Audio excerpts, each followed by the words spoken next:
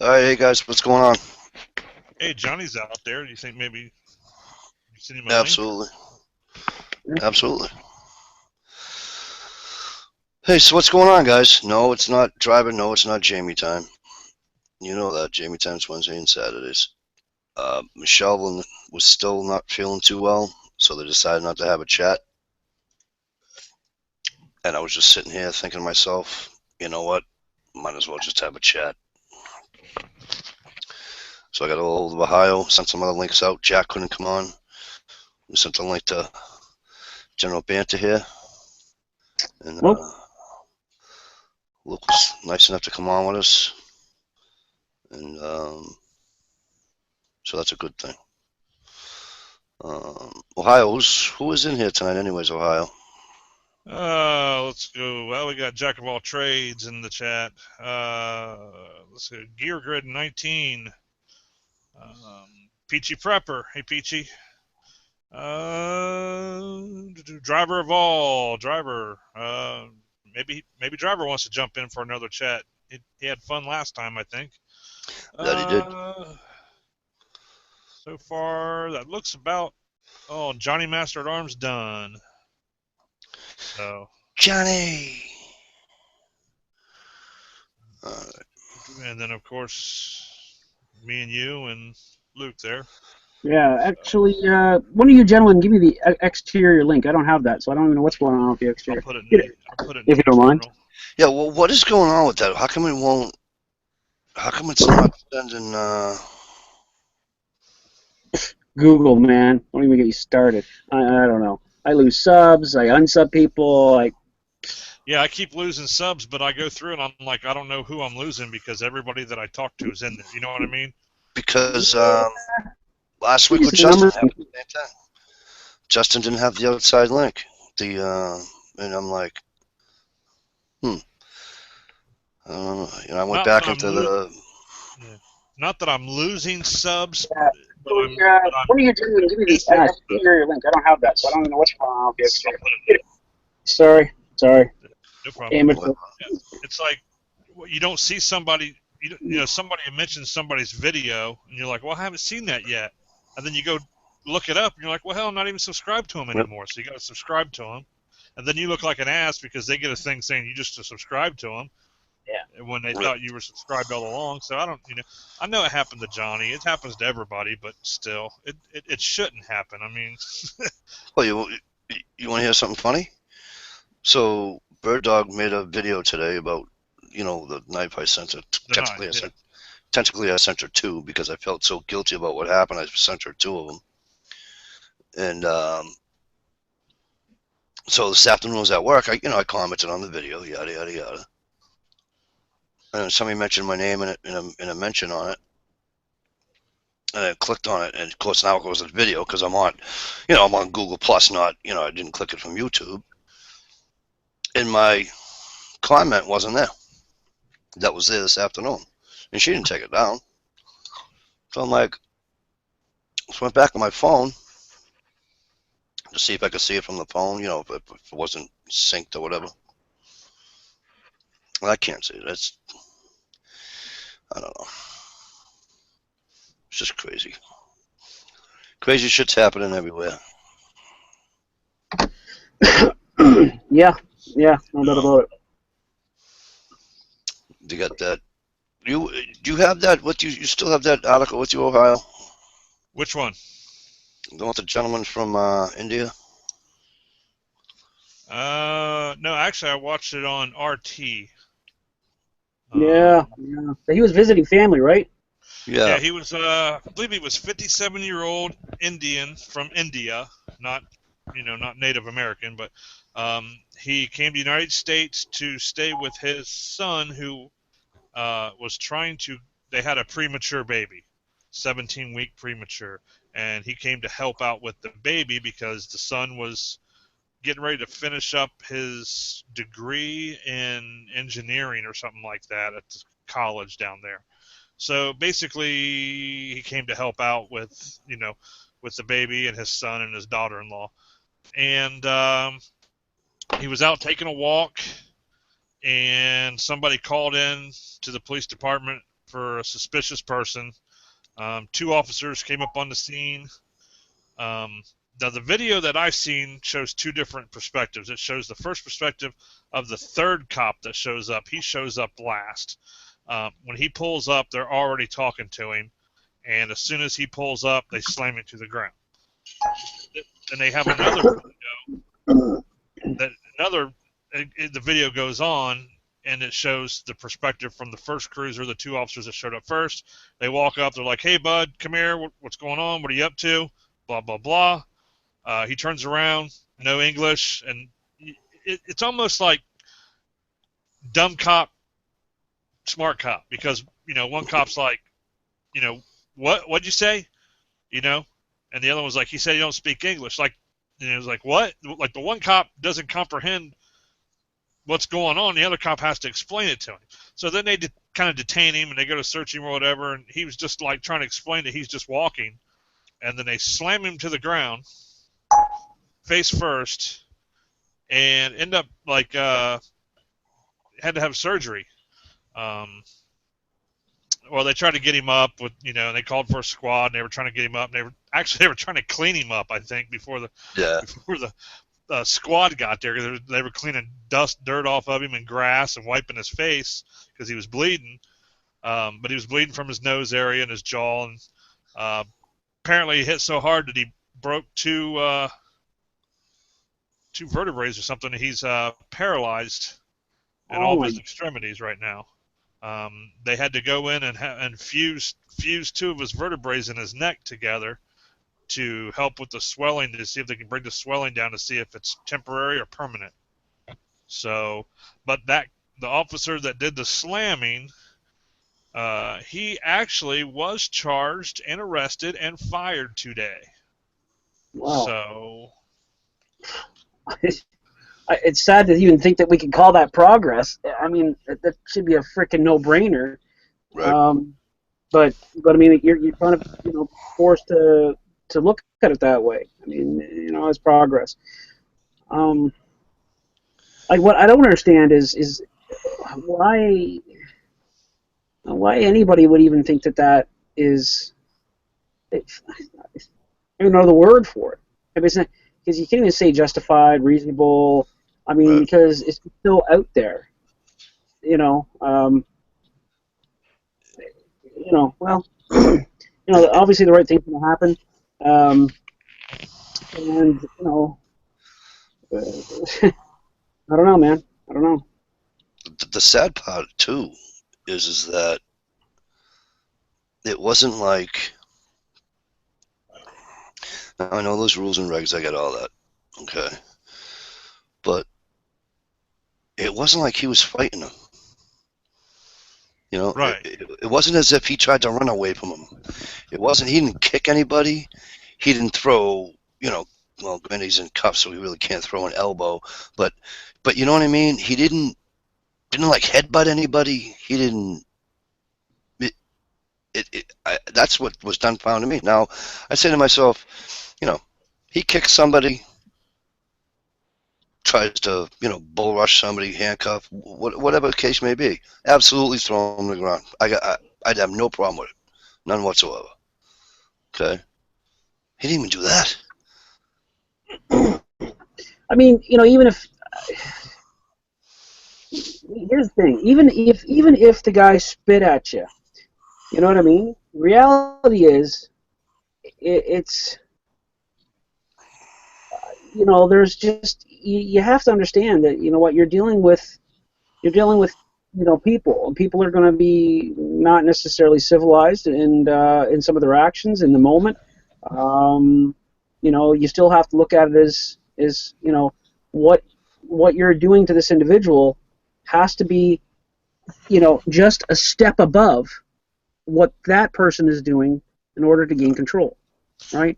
I mean, and be able to articulate this and make it make sense. I mean, it has to, the action has to be certainly justified, but it has to be reasonable, in order to be justifiable.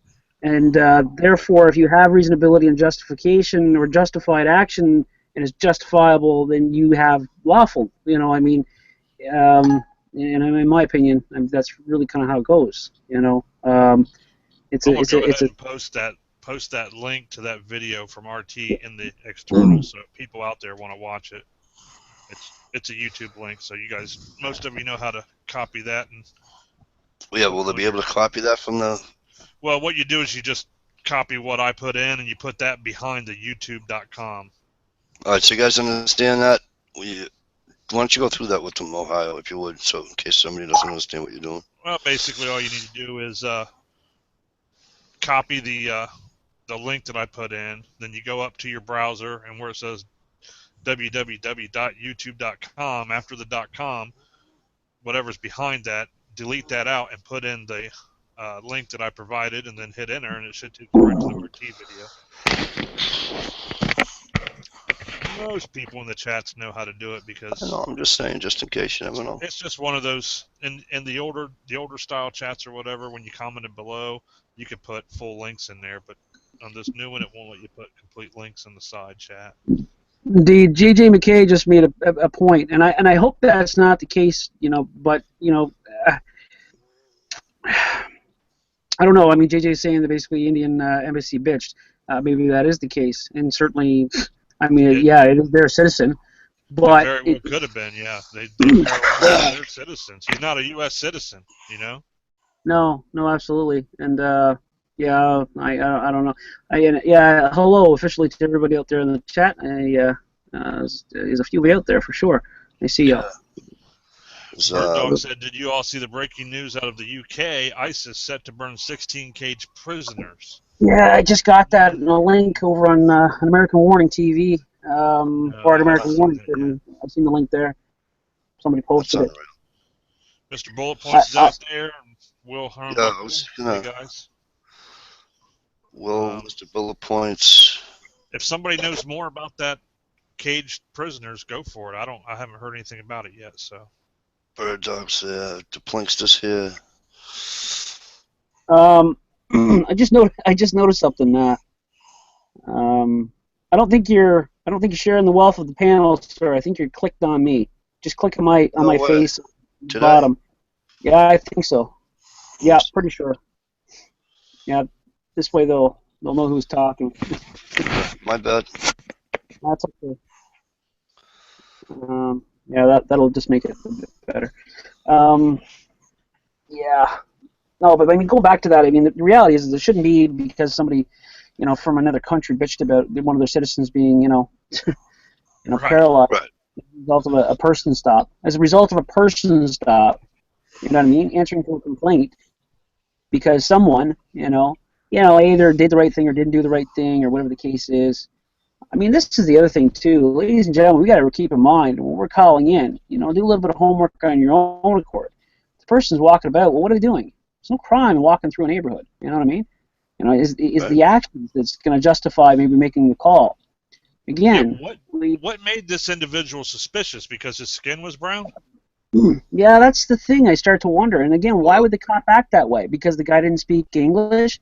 So this guy's going, oh, what, are you stupid because you don't speak my language? You know what I mean? Was he being a racist that way?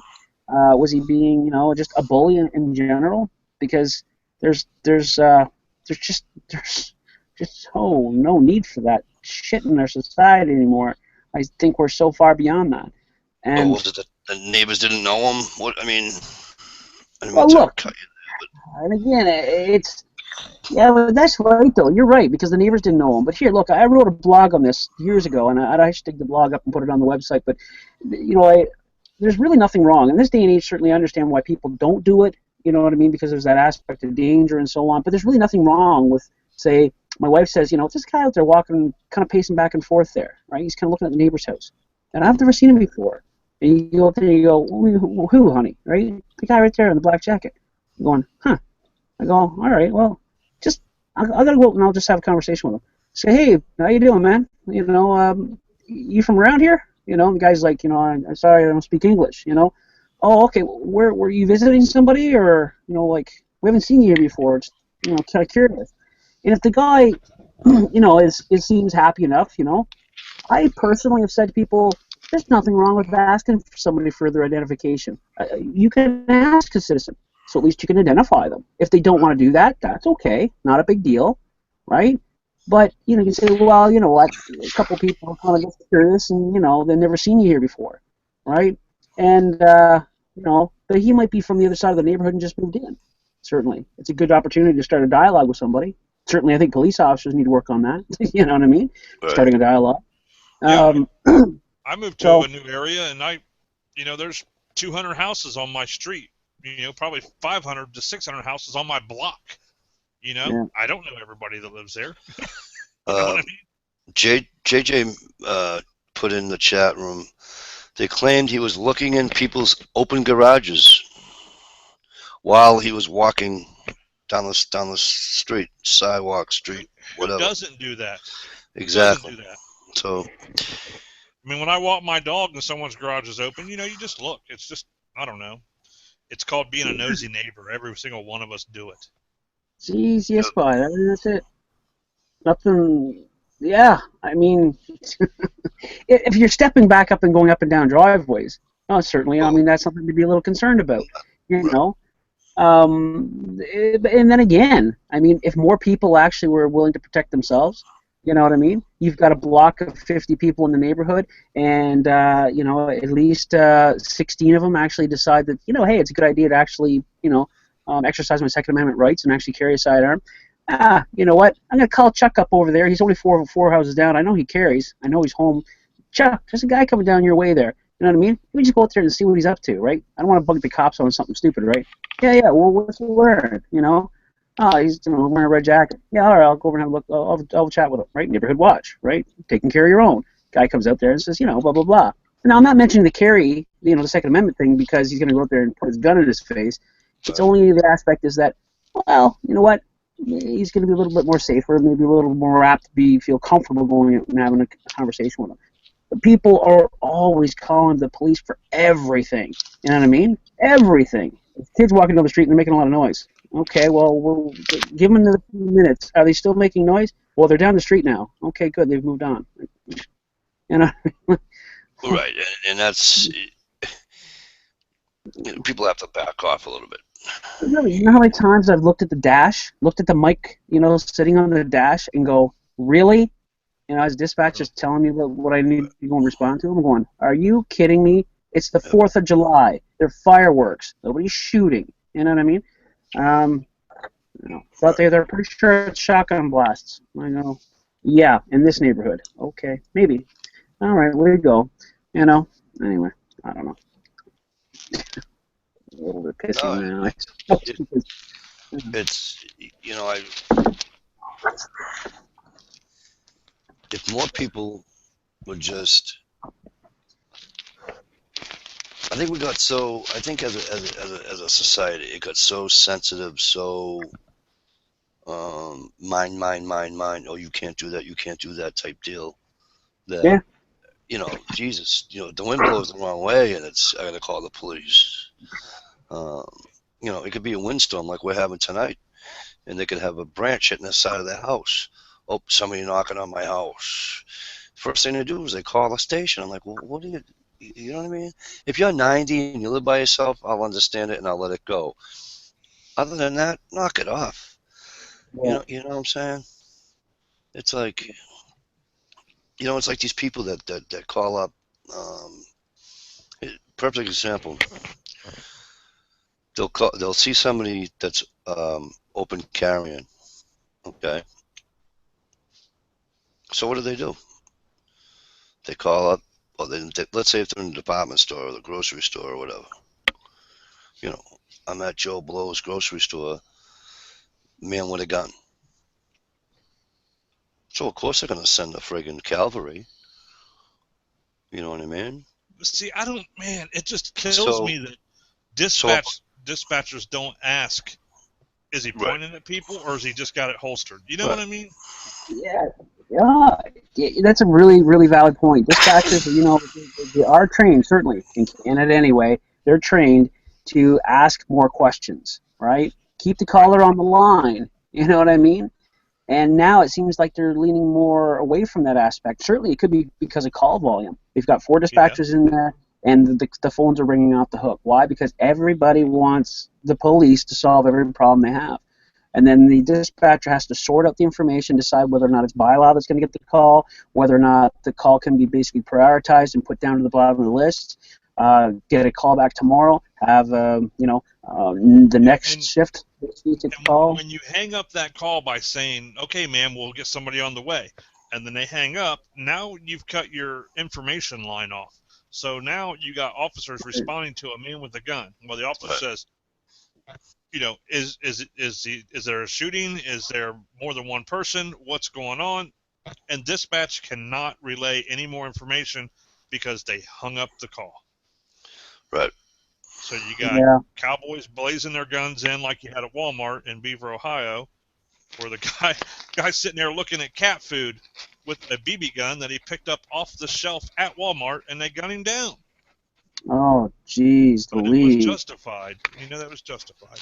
Justified. And then What? I mean, you got a caller who blatantly lied to 911. Blatantly Right. lied. Said that he was loading a gun. He's pointing at kids. He's loading it right now.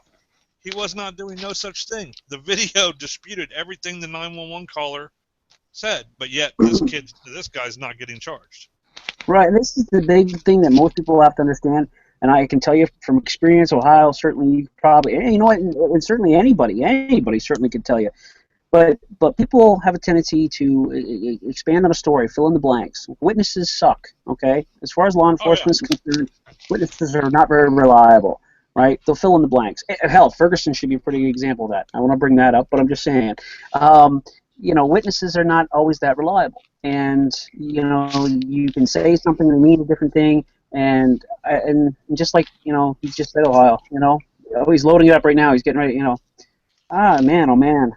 And again, these officers need to be able to go there, assess the situation, see what's going on, and be careful because what they justify, and this is the other thing that really bothers me, they're justified because they were trained this way, right? And I go, but it's very narrow training. They go, yeah, but they were following their training. And I go, it doesn't necessarily mean they were justified, right? Because to me, it's still not reasonable. You can't So have it when be your dog gets lawful. off the leash and bites the neighbor kid, they want to put the dog down. But what if he was just following his training? That's a valid point. Well, yeah, I was talking about that. I was over in with G Mangoes tonight, and I was saying that there was a case, there was a thing where a police dog bit its own handler's 4-year-old out in the backyard, and I guess the 4-year-old lost his leg from the knee down. Oh, shit. So an unprovoked, I live by an unprovoked dog attack is, if I have a dog and it unprovoked attacks somebody, it's not going to have to be quarantined. I'll take care of it myself, and I'll put it down myself. Yeah. Okay. With you there, Mike. 100% with you. If my dog was provoked, via stick, rock, whatever, then no. I'll fight you tooth and nail because he's doing his job. But it's crazy. It's Yeah, when I was younger, I remember there was a. I'm sorry, Ohio. Go ahead. Oh, I just remember when I was younger, in school, we used to walk, behind the school and down the neighborhood or whatever, and to home and stuff, and there was always there's a, I don't even know what it was. Maybe it was some type of collie, but it was white and black, like the ones that herd the sheep and stuff. You know what I'm talking about? Not a real vicious looking dog, big furry thing. But it would run out to the fence and bark and growl at you like crazy, and it's just like, thank God that fence is there.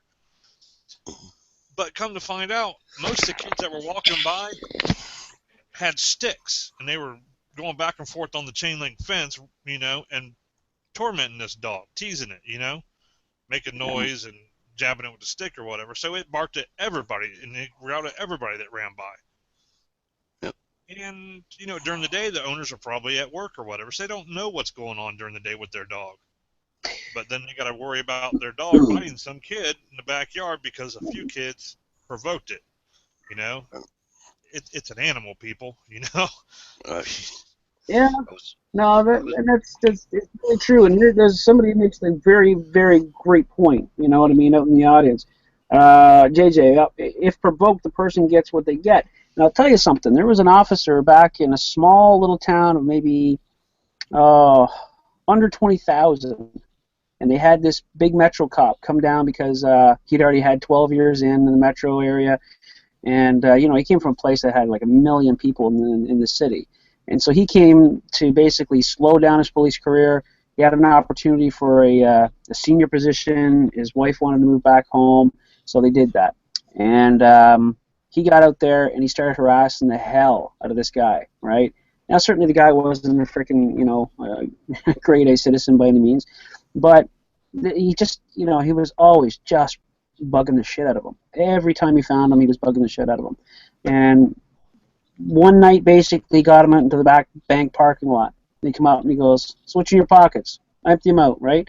He's going, "Man, why you keep bugging me?" You know what I mean? He says, "I'm not just in my pockets because you decided every freaking day to come and freaking find me. You literally just come out to find me, you know what I mean? And keep freaking harassing me." And he says, "I told you to do what I told you to do, and that's the end of it, right?" So he grabbed a hold of him. Well, this guy had basically had enough, and he ended up getting in a scrap with this cop, and you know, it went too far. The guy grabbed the cop's gun and shot him. Cop died. That was the end of it. But you know, at some particular point, we have to understand that, and again, I say this lightly, but at the same instance, you know, I want people to hear it too, is that cops have to take responsibility for the way that they act. They have to understand what they're doing, right?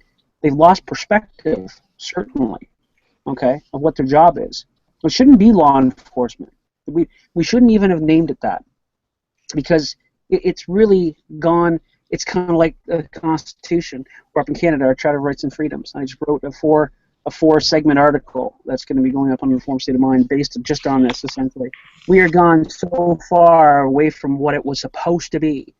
You know, they were peace officers, community police officer, you know, now to law enforcement, you know, and we've even abbreviated it up to just, you know, LEOs, you know, and it wasn't supposed to be that way. Educate first, enforce second, and I just it's just not that way. I just look, shared another link in the external, basically kind of changing the route, but same topic kind of. Washington cops shoot, kill man that was throwing rocks. Investigation in the Pasco, Washington Police Department is underway after a video surfaced showing 3 officers shooting and killing a man who was reportedly throwing rocks. The department claims the man ignored officers' orders and was unaffected by their stun guns, which, I mean, they probably mean tasers, because there's a difference between stun guns and tasers. Yeah. Have you guys seen this video? They put about 5 or 6 shots at him. He runs across the street, hits the sidewalk, turns. They're chasing him. He turns around, puts his hands in the air, and they fire about 10 more shots. I got a, I got a question I want to ask both of you guys, because you guys are both in the field at one I'll time put or that in another. the internal for you there, Banner, if you want to watch it real quick. Yeah, I got it there. I'm trying to get it up now. And for anybody else that might have been that might be in the chat room that's either been in the field or not, my question is, I don't see, because around here where I am, they didn't have them in the towns, so to speak, but they had them in cities. But you don't see a beat cop anymore. At least I don't. You mean like on foot, or? Yeah, Yeah. and I was wondering if where Luke, you were just talking about a peace officer, Yeah. where they would be on foot and talking to the different merchants and people on the streets and da da da da da da. Are a lot of our problems today maybe because not a lot, but do you think there'd be less problems today if they went back to having beat cops? Um, I think we'd have more problems because of the training that they're getting. yeah, yeah, I would agree with that. If, The if you mindset is if you train them the same way and then put them out on the street, they're going to interact with more people. Therefore, you're going to have more bad interactions. right. It's like you couldn't basically when you get this officer who's now been arrested and taken off the street. The problem is they're most likely going to replace him. There's a pretty good chance that in 100 officers, they're probably going to get 20 more just like him, ready to do something stupid. And again, it's an indoctrination, and basically, we even look at our government, for instance. It doesn't matter. You say this politician is garbage, this politician is corrupt. Let's vote somebody new in. It doesn't matter. The system is wrong, right? This is why I don't vote, because why would I vote? It's the system that's messed up. The people, well, you could probably have a reasonable good guy, but as soon as you get him through the corrupt system, the only thing he's thinking about is the money in the pie box that keeps getting shoved over the table at him, right? He forgets what he was there for to begin with, and that's it. It definitely needs to go back to a community policing attitude, without a doubt. But the training, that mindset, the accountability, the upper brass, all that needs to change. Because these guys who have made it through, have not been demoted per se. They've been just pushed through up to an upper brass position. So now basically they're going to be leading the rest of these soldiers, if you will, out on the streets. Right. Okay. I was just, I was just wondering. But why don't you see it? Well, a lot of it. Don't get me wrong. There is some aspects where they have it, and they'll have it. So there's more of a police presence. Normally they're doubled up. Here in Canada, for instance, one place we get up here has got 500,000 people in it, and they do have beat officers. They have bicycle patrol. They also have downtown core officers, which are in cruisers, and they just go to call to call to call to call. And then you've got other ones that do shakedowns and stuff, try to get people to move along, groups of, maybe little wannabe gangbangers or whatever the case is, and they'll move them along, or they'll take a report. And if they're in a vicinity, they'll go answer to a call. They'll go into the nightclubs, make sure everything's kind of thing, show the presence, flying the colors, if you would. Mm-hmm. But a lot of it is because of resources. There's also that quota problem. Because more quota you put into an officer, the more likely they're going to lay charges. And if that's the case, then now you're taking him off the road for either paperwork or court, because there's a good likely chance that the person's going to fight the ticket now, or it's a criminal charge, or a felony charge. Now they're going to have to go to court. So again, now there's less officers out there to answer all of these call volumes, which means now they're 20 calls behind the moment they come on shift. Yeah, go ahead. Don't forget what court also causes. Court causes more money from the taxpayers because the officer has to be on overtime to go to court. Oh yeah, not to mention the $3,000 that it takes for sure just to bring a person to their first appearance, which Right. is most likely going to get remanded, right? Up here it's about $3,000 for the first appearance on a simple shoplifting case per se. You know what I mean? Anything bigger than that, you start talking more dollars. It's a very simple equation. It's just as simple as saying, just follow the money. It's like politics. Follow the money. Wherever the money is, that's what's.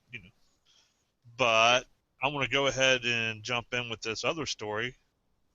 I've got an automatic ad going on in my ear. I hate those. Let's go Canadian police. This one's for Banner. Nice. Canadian police shooting plot foiled. Canadian police stopped a plot in which at least 2 people had obtained weapons and planned to open fire in a public place on Valentine's Day before committing suicide, authorities said on Friday. 3 people have been arrested and 4th suspect was found dead in a residence in Nova Scotia. Royal Canadian Mounted Police Commanding Officer Brian Brennan said at a press conference. Okay. Brennan did not reveal the suspects' alleged motives, only saying that they were a group of individuals, in quotes, by the way, group of individuals had some beliefs and were willing to carry out violent acts. Their motivation, he said, was not culturally based. Authorities received a tip Thursday morning that a 19-year-old Timberlian man and a 23-year-old Geneva, Illinois woman had weapons and planned to go to a public location in Halifax on Saturday with the goal, well, this is in quotes, with the goal of opening fire to kill citizens and then themselves. A possibility for a large loss of life was definitely there, he said, declining to say what public place they had planned to use. Police went to the residence on Thursday and found the 19-year-old suspect dead. Brennan would not say how the man died. The woman and a 20-year-old man were arrested about 2 a.m. Friday at Halifax Stanfield International Airport. Kind of sounds like they were at the airport. He said that later in the day the police arrested a 17-year-old male. All three remain in custody and no other arrests were expected. Brennan would not say what kind of weapons were confiscated. So it doesn't really seem to me that the police foiled a plot because they got a tip from somebody. It was probably a friend or family member. So maybe, but maybe not. Member. It might not have been either, because right now they've been doing these little things like this all of a sudden, and it's not really all of a sudden. It's because they've just been given power. So the RCMP is a division of the federal government, certainly, because they are a federal police service. They now basically are getting tips from. So they received a tip from another agency, is what you're saying? Right, CSIS, most likely, because CSIS has been given more powers now, not to make arrests, but to intervene to stop activity from taking place. However, they will definitely make arrests when they find enough articulable grounds to do so, and certainly what they are releasing, that would give them definitely the grounds to go ahead and make an arrest, right? So, and certainly probably charge them under a terrorist act. So, especially if it was, international. Yes, because you got a woman from Illinois, so that makes it international, right? Oh, absolutely. It's an international crime now at this particular point. International plot, at the very least. And I would suggest that, I would definitely suggest that CSIS probably had something to do with that. And the aspect is that they are watching all of our communications. And if U.S. finds something, or even the NSA finds something, they'll forward that information, of course, share that with counterparts up in Canada, the CSIS, and then they'll basically have the federal police up here take care of it, and of course FBI down in the United States. And I want to know what weapons were confiscated because Canada has strict gun laws. This is the other thing that bothers me when they give us this information. This is something I always say to my wife too. My wife gets annoyed with me, but I get annoyed back with her, and I said, "Listen, you give me this information. You're like, oh my gosh, look at this," and I go, "What?" And she goes, and I go, "Okay, but where's the rest of the information?" "Well, they're not giving it to us." And I go, "Then I don't even want to know about it. I don't even want to know about it unless you're giving me all the information. Because right now, even what you've given me is full of holes, right? Right. It's completely full of holes." And that is from CNN also, by the way, people. Right. So why are they giving it to us? And what is the point? Is it fear? Is it to justify the means of why they're doing this? Are they trying to justify what Prime Minister Harper just did with CSIS? Oh, look, here's an example. It's kind of like giving a drug squad, an additional $100,000 budget. You know what I mean? A couple of new cars and some more gear, and now they got to go out and make it work. Go out and find anything you can, entrap them, do whatever you can, get snitches, do whatever you can. Work the streets hard, okay? When you go out and you find marijuana in a field, pull it by the roots, weigh the whole thing wet, Now we're getting, we got 16 pounds of marijuana. Meanwhile, dried and cultivated and ready for the street, it was only actually 4 ounces. You know what I mean? This is what bothers me. It's not, there's no transparency in our government, in our police service, in the media. It's twisted, and that's shit. Not good, man. Okay. So possible terrorist attack, they say, maybe. What's your guys' opinions on Chapel Hill, North Carolina, the shooting down there, the man that shot the 3 Muslim students? Looks like the news is doing everything it can to try to turn this into a without saying terrorist attack. They want to call this man a terrorist. Well, or race baiting or something, but yeah. he didn't just shoot them, Ohio. He killed them execution style. Okay, but that doesn't mean anything. Sure it does. Well, I mean, no, not really. I mean, Yes, you're still dead. I get that part, okay? But is he you a guys terrorist? should know. You guys have been there, not me. Criminologists will tell you, okay? You He's a shoot sick and somebody, twisted. He's a sick and execution. twisted man, and he was a very angry individual. But Okay. is he the big capital T word that the news is trying to portray him in, that the Muslim community is begging for? They And want him to say he's a terrorist. He's what not was a this over? terrorist. Do you remember what it was over? It was over a parking space. Can you imagine that?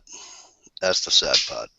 Right, but the thing was, he didn't kill them because of a god or a religion.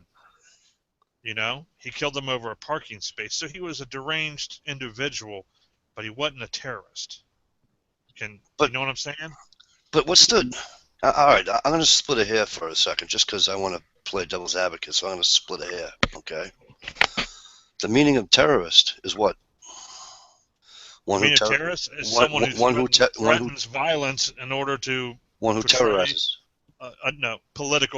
For political gain. The use of violence for political gain. It's not someone who terrorizes? No. You sure? Not. I mean, I'll look up the definition of terrorist for you, or terrorism. Well, please tell me it's not the definition you just gave, because if that's the case, then our government's a terrorist. And that's my point. Of course. And that's why I want to split a hair. Okay, that's my exact point. That's why I want to be. That's why I want to play devil's advocate and split a hair because. Okay, terrorism definition. It's a noun. No, terrorist, not terrorism. Terrorist. Okay, terrorist. Terrorist. Terrorist, still a noun. A person who uses terrorism in pursuit of political aims. So then you go back to terrorism, and it's the use of violence and intimidation in the pursuit of political aims. Okay. So it doesn't say the use of violence and intimidation in order to get a better parking spot. Right. So he is not a terrorist, but he is a sick individual with many problems. Okay, you're right. I apologize on the. People are claiming that if it was a white family or white students with a Muslim offender, then everyone would be saying terrorism. And you know what? I bet they're right. There probably would be a lot of people claiming it was terrorists. But if they killed him over a parking spot, it'd still be the same vote. But if they killed him because they were a Christian and not Muslim, then it's terrorism. So waterboarding is a form of terrorism, correct? Waterboarding is advanced interrogation. Here we go. Because they're not trying to gain political knowledge or anything, right? Right? So, right. All right, I'm not trying to be a dink. I'm being dead serious about this, okay? Yep. And I didn't mean to go off subject on it with the waterboarding. No, we're going to get back to that sick. That's fine. We're going to get back to that sick deranged individual. Waterboarding gets shit done. But does it get shit done? Yes, it does. But in all honesty, is it terrorism? Yes, by definition, because they're trying to gain political knowledge. Not political. I mean, they're trying to gain information in order to stop terrorism. But I'm not a real big fan of waterboarding. I'm really not a big fan of, I'm just saying. Torture to begin with.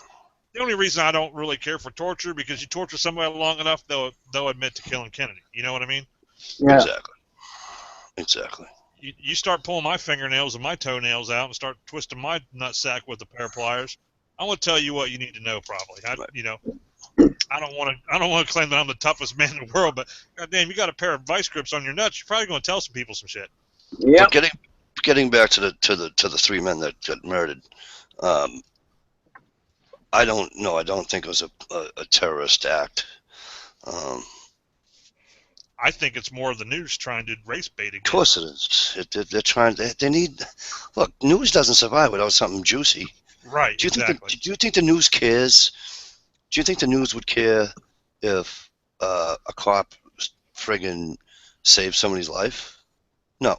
Do you think the news would care if a cop Well, they did do it. care because I just read you a story prior to cops stopping a mass shooting. Okay, but you get my point though, right? They want the juicy, so they can just dive into it, and they But can the they can go. story of the cops stopping the mass shooting is also to keep people in fear. Also, Yep. guess what we did? Without us, look what would have happened. Without us, look what would have happened. So It's they're fear. justifying. Yeah, it's justifying. Exactly. It's a multifaceted approach to a lot of different things, certainly. Because again, I go back to that justifying, giving CSIS more powers in Canada, certainly to be more secretive, to be able to invade our privacies, to probably set us up to basically take more rights away from us, to infringe upon more rights, to bypass rights, to reward certain rights that we have. Um, Mhm. and it's like someone had said to me before in a comment. They said that, we have our amendments down here in the United States, for instance, and what they did is they removed the period at the end of it. So now it's open to interpretation. It's open to placing the word except for or if, and so on and so forth, with exception to, and so on. And this wasn't supposed to be. And again, for the pursuit of justice. Well, that's a very powerful statement, right?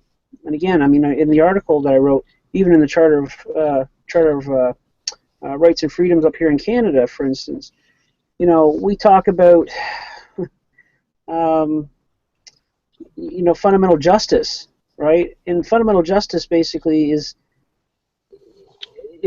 a really good point of wording something so that basically it's just so wide open, so it can be filled with just about anything. Well, yeah, we're making that change because it is in the pursuit of fundamental justice, right? Right, okay. But then you start doing that, you start swaying the people's mindsets. Again, that indoctrination, and the people think this is, well, normal, right? And again, that normalcy bias starts taking a hold. And if they do it slow enough, right, and gradual enough, people don't notice it. People don't care, you know. And then again, when it comes to the voting booth, I'll say this again. I've said this a million times. Is the fact is that when it comes to voting time, the American people, the Canadian people, people all over the world are now smart people. They're needed people. They're trustworthy. And then the moment the votes are in and the votes are tallied up, we're now not trustworthy. There's no transparency with anything. I'm sorry, we can't give you all the information. Well, why not? What's an ongoing investigation? I'll call bullshit on that. You want to give us a tidbit of that information, you think that we really need to know that, then give us all the information. Otherwise, shut the fuck up, don't give us any of the information, and keep it to yourselves already. Right? Right. Pick a side of the fence already, But don't use that as a tool to basically warp our minds into believing something that's probably going to end up screwing us all in the long run, right? But no, this is for the greater good. This is for the greater good. This is for your safety. Really? Okay. Well, then give me all the facts. All right? I was right, man. I mean, these things, it's a multifaceted approach to, a lot of different things, Can you changing say our that ideas. again? Can you back up and I'm just say sorry? that again? Can you just say that again? That one part, Ohio is what? It just Ohio, yeah, felt Ohio real was good. right. Well, but hang on a second. I want to be very clear on this. The state of Ohio is wrong, and it'll always be wrong. But the Ohio Wolverine is right. Real quick before we get back into the thing, I want Look at that. My sub count just went down. Neat. to for the only two ladies out here, have a great Valentine's Day, ladies. Happy Valentine's Day. That'll be Bird Dog and Mum Slayer. And I'd like to welcome Mum Slayer, Fat Man Tolly, Mountain Man 1478. How you been? Great to see you in here. Monitor 9, Gary Falbo. Thanks for stopping by. Appreciate it. Jerry Pruitt. Thanks for coming in. Joel's Quantum. How you been? Thank you for coming. Did I miss anybody? I'm kind of going through. Wolverines is out there. What's up, My Wolverine? buddy, my southern brother. Did I mention you already? If I didn't, I'll do you again. My southern brother, the Fat Man, is here tonight. Yep. So, Gary Falbo. yep. The sock out there says it's racist. It's race. That's racist. Yeah. The political terrorist is in tonight. welcome, welcome. Thank you for stopping in. Don. Cyber Curtain Twitcher. Never heard that channel before. Have you guys? Nope.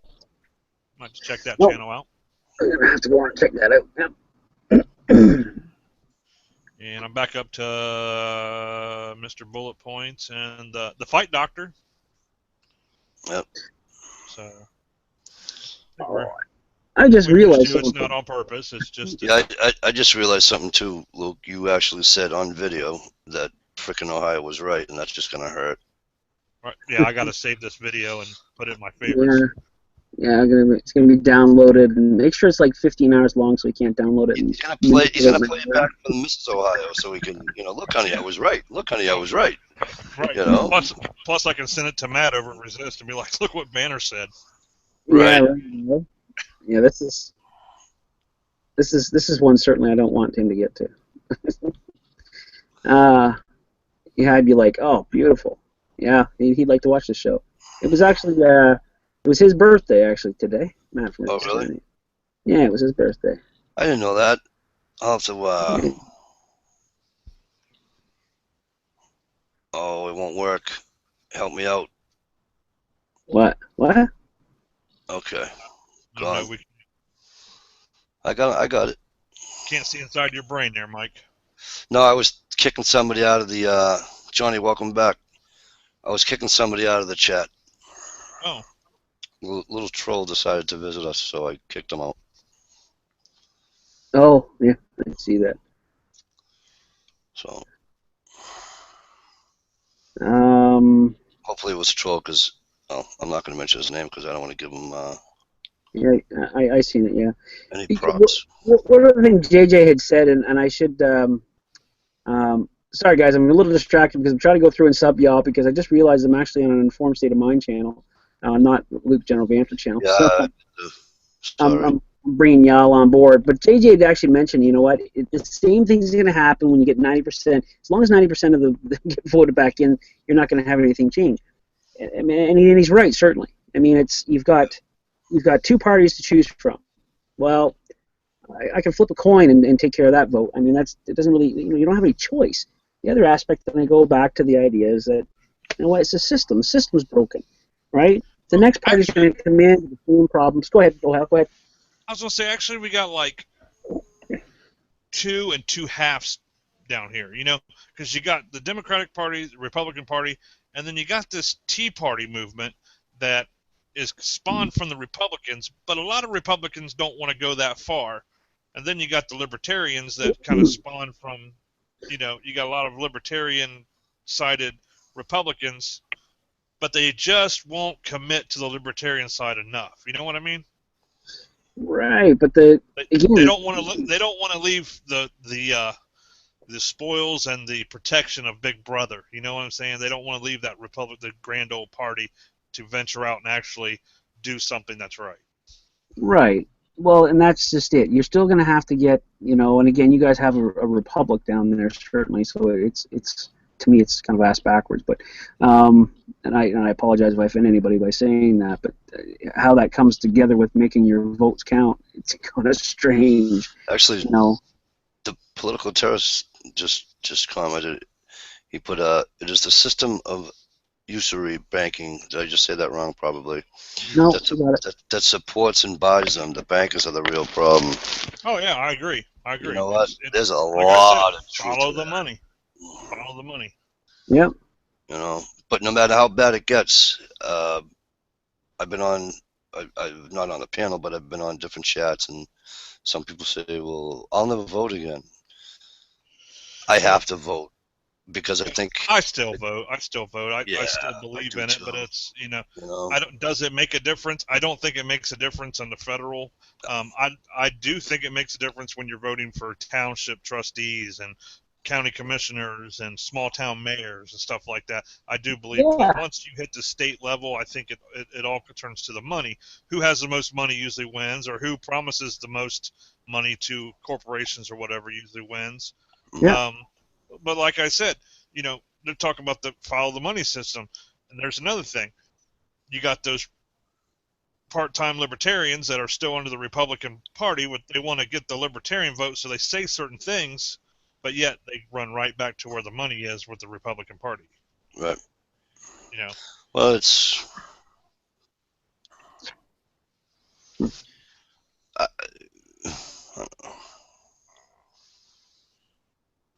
sum it up this way: do you believe in that history repeats itself, or cycles, or what comes around goes around?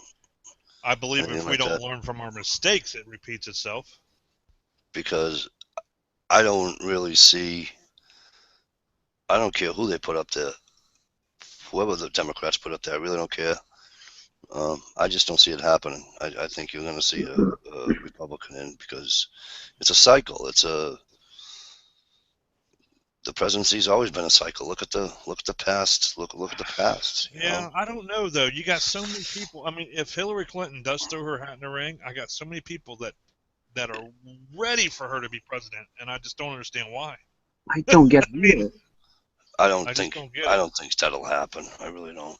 Look, one of two things is going to happen. They're going to actually declare an official war because the words have been actually spoke now, and media is actually saying war. Okay, Obama's going to, basically looks like he's going to declare war. If that's the case, then his ass is staying in. And if that's what they're trying to do for a particular purpose, well, then I don't know what that is.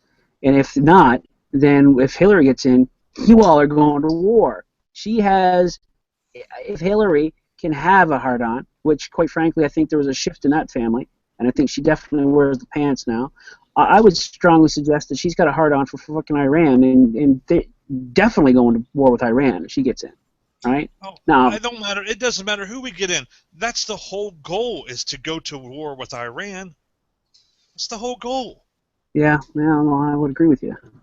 I mean, we're slowly getting there through Syria, and now we got the president asking for uh, congressional approval for troops and everything. And the problem is, if you fuck with Iran, who backs Iran? China. And Russia.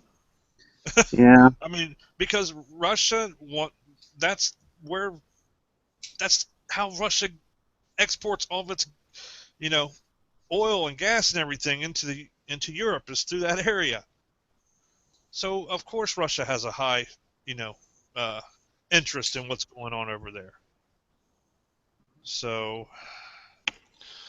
I don't know. yeah, I It, I don't know. it, and I'm torn with this whole situation in Ukraine. I'm just so torn because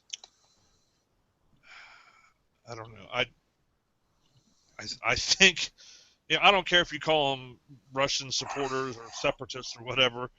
They're they're Russians. Yep. They're Russians Yeah. attacking you. And you say, well, it's because, I mean, is it really because Putin's trying to keep his country from falling under and having Ukraine go into, European, with the euro and all that? I don't know, man. There's just so much boiling over, and the pot's not that big. Mm. Well, we're getting ready to head into an economic crash. Sorry, I misspoke. You think it has anything to do with why they're drumming the big old war drum right now? Try to maybe there's something in there that's going to actually save our asses from this. I say our asses because when you guys your system fails, ours fails right afterwards. Exactly. It's like an echo. Right. It's like an echo. You know what I mean? Well, and the whole thing that war used to be good for the economy, but that was back in pre-Vietnam. That Right. was when companies would stop making their cars and build tanks. That's when companies would stop making sewing machines and they would make guns. That's when companies would stop making nylon hoses and make parachutes. But now it only brings benefit to one company, and that's usually Halliburton. Because they supply it all. Yep. And it's the greed and the money, and follow the money back to the bankers. Yeah. Gary, what's Gary's last name? Gary Falbo come up with a great point. And I happen to agree with him about Hillary becoming president. And I'm assuming, Gary, if I'm wrong, please just say, Mike, you're wrong. But because of all the shit that went down with Benghazi and stuff, and all that crap, that's one of the main reasons why she won't see the presidency. Kind of like, Ted Kennedy's Chappaquiddick incident. That was his Achilles heel from becoming president. Oh, by the way, just want to throw this out there. Ted Kennedy's car has killed more people than my guns. Yeah, right. right. I don't know if I agree with you, gentlemen, and I'll say it this way. When is anybody doing something really stupid or shitty in a powerful position to stop them from actually going ahead? Like, let's not forget that if people don't like Obama, but yet he was reelected, and let's not forget that Bush was also reelected, right? So, But I'm just saying. But not for nothing, right? I don't mean to cut you off, Luke, but not for nothing. That's fine. Look who they put against him. Well, I mean, that was just a circus. So Come on. Okay, so who's the top runners here for president of the United States coming up? That's the whole problem. They got to put somebody against him. Well, here's my theory. Okay, there was many meetings between Mitt Romney and Jeb Bush. Yep. In the past few weeks. Then Romney comes out and says he's not throwing his hat in the ring. He's not running for president. Right. I think that sets up a Jeb Bush-Romney ticket. Romney has agreed to take up the vice president role and run with Jeb Bush.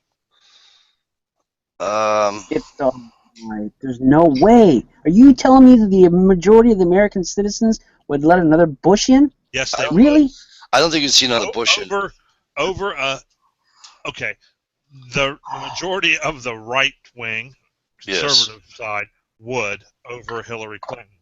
But the majority overall, I'm sorry, if you want Hillary Clinton as president, then you put up a Romney-Bush ticket.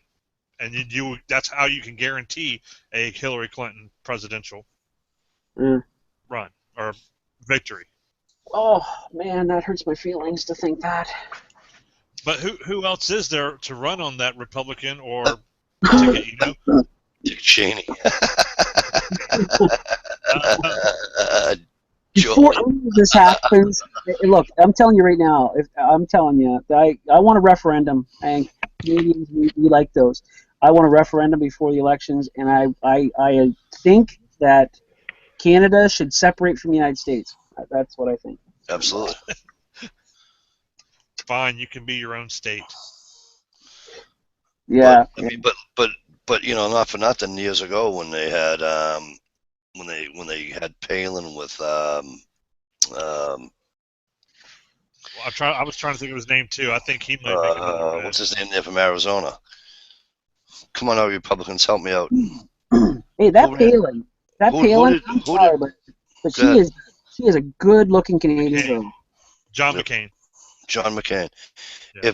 If they don't put Palin with John McCain, they put anybody else with John McCain. John McCain probably would have won. Yeah, well, I didn't say she was smart. I just said she was pretty. Yeah. Actually, she made a lot of sense to some things. She came out on her own, and basically the conflict between McCain and her is what killed their run. Yeah. Because she didn't believe on certain things that McCain was trying to spin. Mm-hmm. Yeah, that's right. If you're not picking up the shit of the person in front of you in that kind of race, I mean, it's not good politics. I don't know. I don't know. I mean, Fat man. My own way, I say I kind of like Rand Paul, but then I don't. I'd rather see Ron Paul, but. Hey, Fat Man Charlie, if Jesse Ventura didn't open his mouth and become a total jackass, I probably would have voted for him if he came out and ran. Yeah. I'm just trying to sit here and think who he opened his mouth and just You got Chris Christie, you got Jeb Bush, you got Ted Cruz, you got Marco Rubio. None of them really stand out. Like, you kind of just throw them all in a hat and you could pick one and just be like, oh, okay, that's who we're going with. You know what I mean? None of those guys really, including Rand Paul, none of those guys really stand out. Um, And that's it. Yeah, somebody exactly. said you want JJ Mack said you want World War III, put McCain or Lindsey in. Yeah, Lindsey Graham. Exactly. That's a great point, JJ. Great point. But again, we come back to even to what the political terrorist just said. Don's exactly right. Central bankers run the government. There's no doubt in my mind about that, right? They don't care who gets in, right? As long as the system stays in place, that's all they care about, and certainly that's the big prize. Because we're falling short, really, when we think about it, right? Because we're even thinking too simply about it when we talk about the voting aspect of it. Because the grander picture is that it doesn't matter who. You could have five parties, and it doesn't matter because at the end of the day, it still comes down to corporations basically pushing these people to their pedestals to get what they want, right? To make them more money. And of course, this makes it so that we lose our industries and lose our jobs, and makes us weak. And that's it. Now, that's happening. And certainly, when you look at our debt up here, is what's pushing $2 trillion. Now, that's a far cry from certainly 18 trillion, but still, trillion.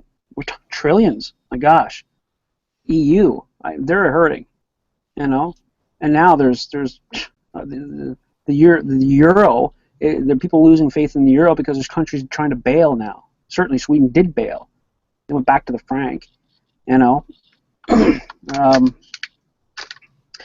I don't see it making any difference. And Don's absolutely right. There's not going to be any difference. It's just going to be a new color flying. But at the end of the day, it's still going to be shit.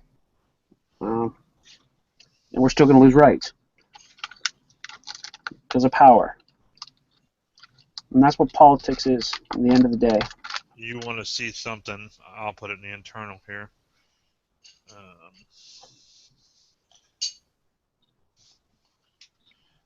Take a look at that, Luke. That's just surprising. I mean, it's not surprising, but it's just amazing to look at it. Um, and there's really no way for me to. It's Yeah. basically for the side chat. I can't put it in. But it's www.usdebtclock.org, and it shows our national debt Yeah. to 18 trillion right now. I mean, it's real time, people. It shows everything: Social Security, defense, war, federal pensions. Scroll all the way over to the right and push down a little bit, and you look U.S. workforce, actual employed people in the United States. 148,308,114 actual people working in the United States. Then you look down here and you say total receiving benefits. 158,798,002 just got one added to it. So you have more people receiving some type of benefit than you do actually working in this country. So socialism is on the rise, people. Yeah. They call us socialists up here. Yeah, I there's mean, actually more people receiving benefits.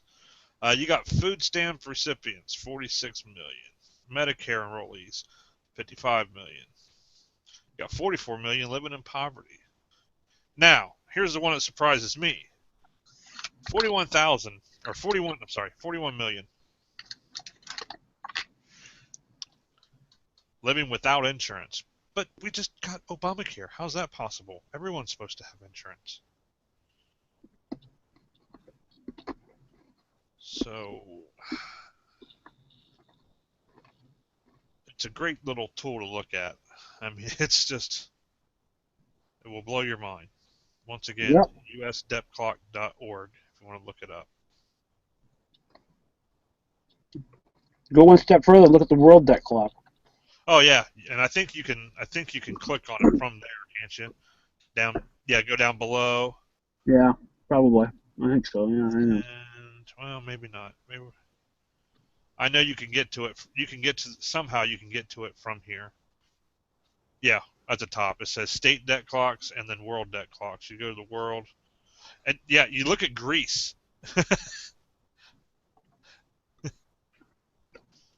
Their GDP ratio. Oh my God, 211.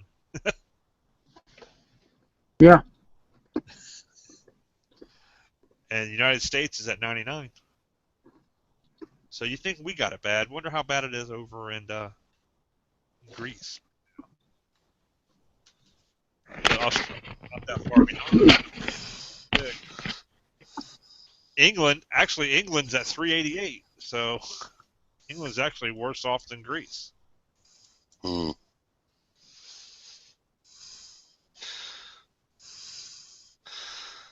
Okay. Yeah.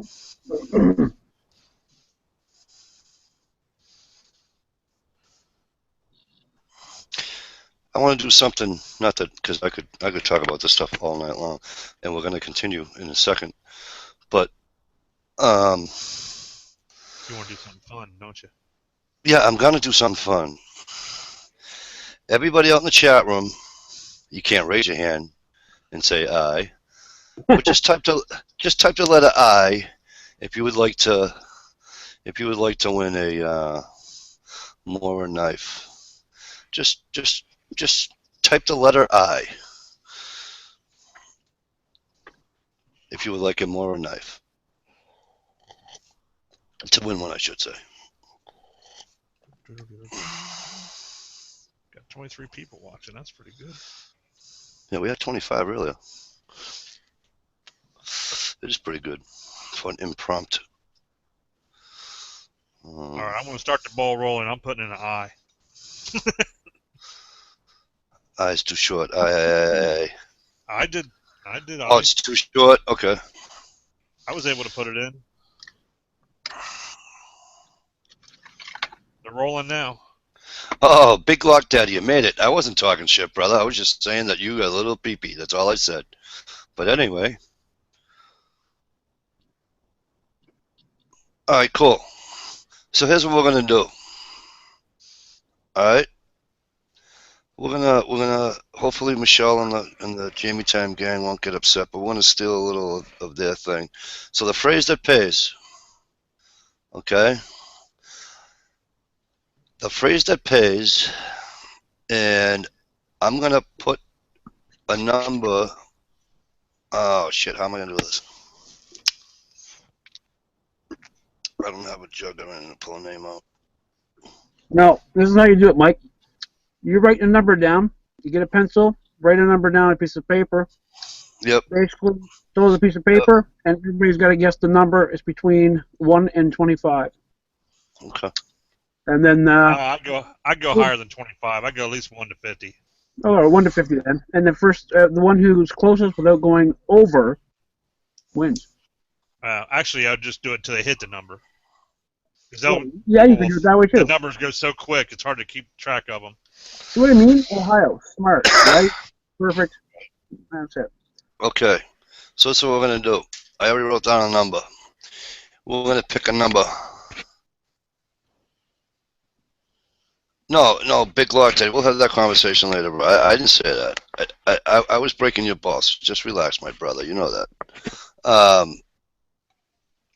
We're gonna pick a number 1 to 50. Okay, and the first person that I'm gonna watch the external. The first person that hits it, okay, will win a Mora. Now, don't start yet. Yeah, come on, guys. Don't start yet. Guys, when I say go, it's going to start. All right?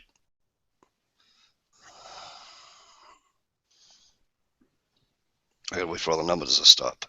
Yeah. Here, I'll just put in stop guessing.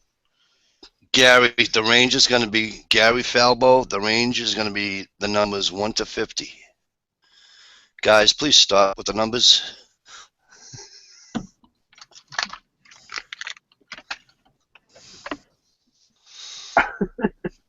God. Well, bad lag, huh? Yeah. Well, I mean, they just I know. going. So, Hang on, because I'm going to do something. I'm going to type some letters. well, it looks like it stopped. But if you want to, Okay. if you So, want to you type, ready? you type After in go. I'm going to type in go, and then you can start guessing. Okay? Now you can start guessing. I typed in go. Now you can start guessing numbers.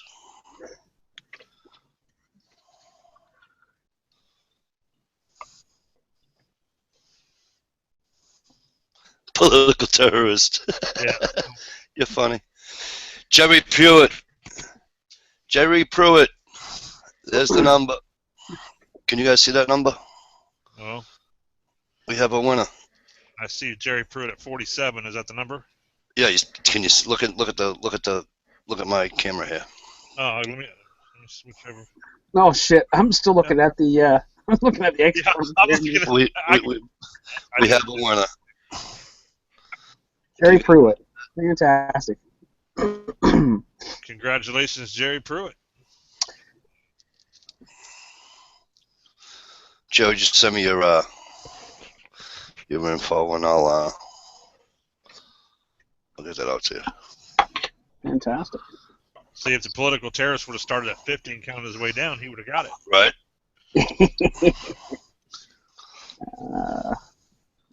See, Jerry knows because the other night, if I said 1 to 100, Jerry would have got it right off the bat because I used 67. It's too bad my number 4 don't work on my computer. I would have got it. Yeah. Congratulations, Jerry. Cool. That was decent, Mike. That was decent. Yeah, I had to throw some fun in there. Again, Yeah, not talking, isn't fun, but I just mean, you know what I mean? Right. Did you see my video from my package from the Fat Man? From the Fat Man? Oh my God. Go ahead, share with the rest of the class. I'm sure they're going to want to hear it.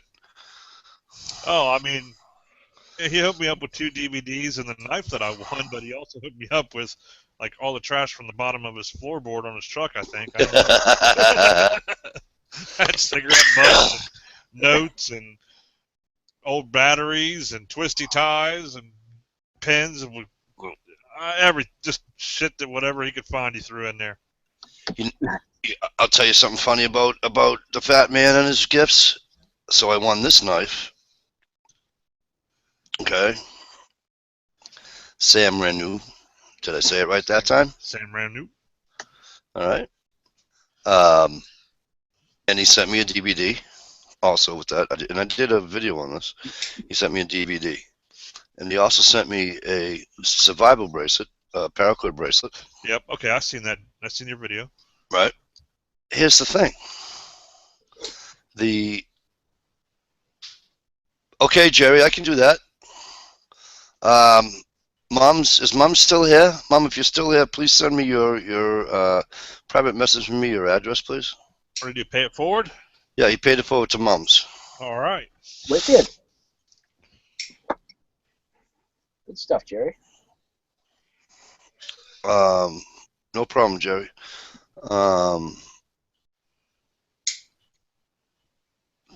Underneath the okay, so it's a paracord bracelet, right? Right. So what happened? I'm at work or whatever, and I bump into. I bumped into something, but it split it didn't cut it, but it like indented it, and then it started fraying. And I looked down inside of it, and there's another. It was like a wrap because it's this one here was underneath, but then there was green paracord over this one.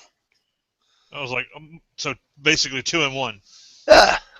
So I'm like, and I noticed it when I got it, I was like, how the hell did I get 3 of them in there? You know what I mean? But yeah. So I'm sitting at home one night, and I'm like, this thing's spraying, it's pissing me off. I'm trying to burn it and everything. I'm like, I don't want to burn the one underneath. So I just wound up untying it. Well, now you got some paracord you can tie for a handle or something now. Yeah. Mikey, can I get a Drake-It hockey jersey?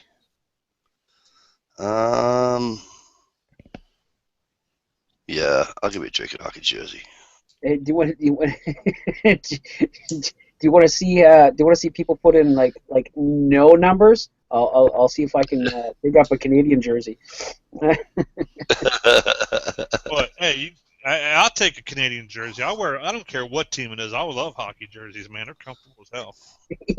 I'll see if I can come up with a Drake hockey shirt for you, Bird Dog. Not a problem. I wore a what is it? The Anaheim Ducks. I wore an Anaheim Ducks jersey forever. Well, I don't mind wearing hockey jerseys as long as it's not the Montreal Canadiens jerseys. You know? Hey, Mike, do you know if you're in Canada? Yeah. And you order a Molson Canadian, they look at you like you're fucking retarded. Yeah, it's true. Really? Because up there it's just a Molson. So what country are you from? Yeah, Right. they already know they're in Canada. You don't need to describe that to them. Good point. No, you actually what you do is you order a Canadian. You don't order a Molson Canadian. You order a Canadian. All right, and they don't hand you a broad over the counter and say, here you go, here's a Canadian. You know what I mean? It's just you say, yeah, Canadian, and they give you a Canadian. Right? If you want a blue, a Labatt's blue, you say, give me a blue. Yeah, I like Labatt's.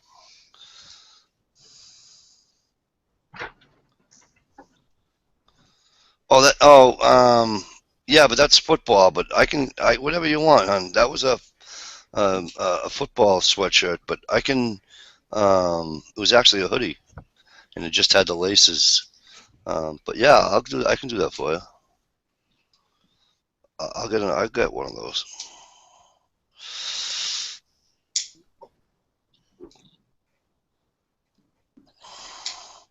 Gary Falbo's a Pens fan. I'm sorry, Gary. I used to like the Penguins a long time ago. Before we had our own team here. Yeah. Once we got our own team, you got to kind of support your own team. You know what I mean? Kind of. I really shouldn't say that because I don't support the Ohio State Buckeyes at all. But that's different. It's hockey, right? It's hockey. Hockey's different. Hockey's different. I Different can say that we've never had a really bad team in Columbus. The Blue Jackets, they've never been a bad team. They just haven't been a great team. You know, we've been in the playoffs a few times. They're still kind of a young team, but they are fun to go watch, man. And it's not like they have a losing record. You know, they just don't make it in the playoffs. Right. Except for when they do make it, like when they clinch a playoff spot and they're winning at the end of the season and they're winning and winning and winning. You can't even get in the damn place. People pack it up, you know, so bad. But then they'll lose a game and get knocked out of the playoffs or whatever, and then and it's like, oh, we came so close. And the next season, you can get tickets all the way up until they start making that run for the playoffs again. You can pick up tickets cheap, and then once they hit them playoffs, you can't even find a seat in the place. See what Monitor 9 wrote?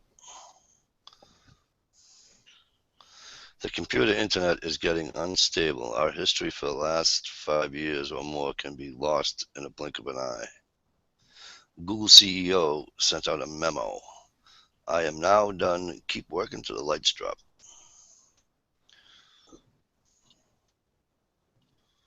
I don't know what that means. I don't either. 6 million people in Missouri and 792,660 food stamp recipients, according to that website. Yeah. Not bad odds. Like I said, just progressively getting worse.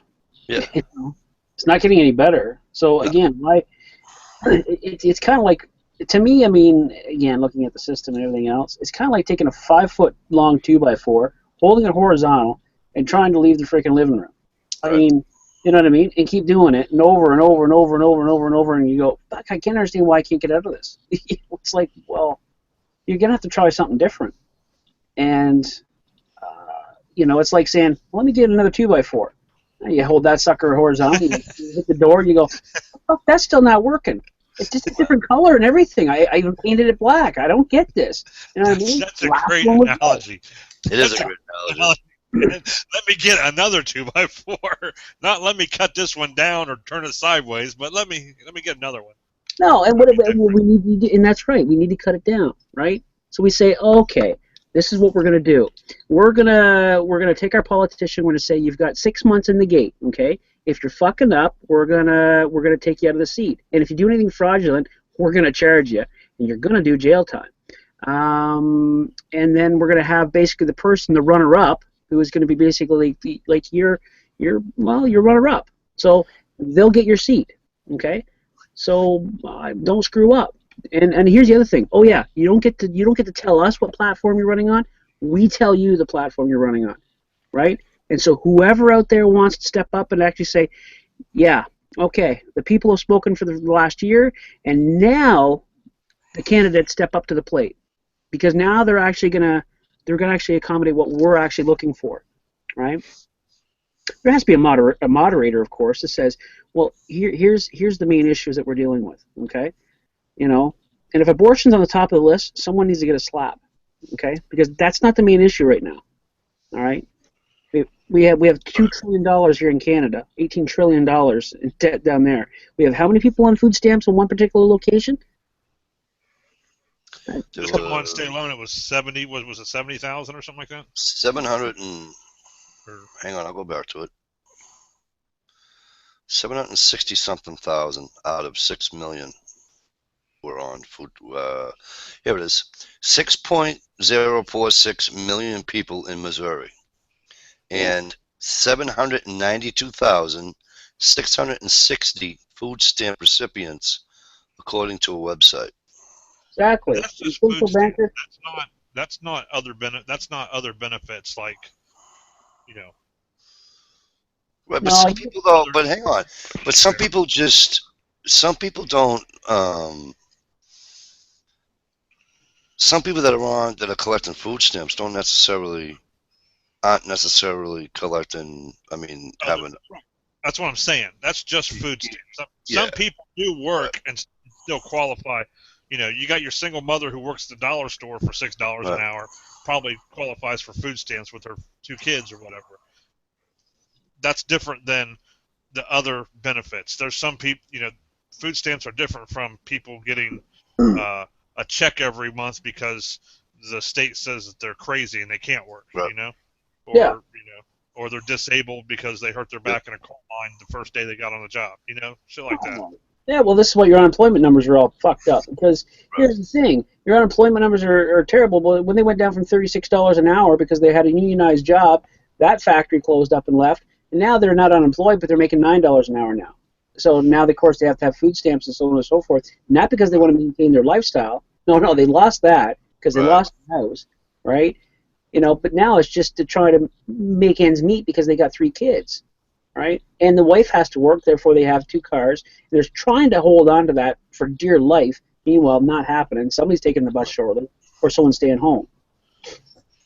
Right, and usually those 2 cars aren't. There isn't 2 brand new or 2 5-year-old Lexuses sitting in that car, or BMWs. I'm thinking they're, what I'm saying. You look at the numbers. It says not in the labor force in 2015. It's 92,583,000. Not in the labor force in 2000. 78,366,000. Right. The official unemployed is 8,865,129. The actual unemployed, number that they don't talk about, when they get in front of the cameras and the talking heads start talking about, unemployment's down to 5% or whatever. That's a made up number. The actual unemployment is actually 17,587,000. Those are severe numbers. And here's the other aspect. You've got these people who don't know how to live outside of the normalcy bias, the ideology of how they've learned to live. They have to reprogram and relearn on how to live with absolute basics. Now, and again, here's a theory. Now, I'll put this out real quick. You had the president basically give 5 million illegal immigrants status. Now, someone says to me that's because of voting power, and I'm going, I don't buy that. I call bullshit on that one.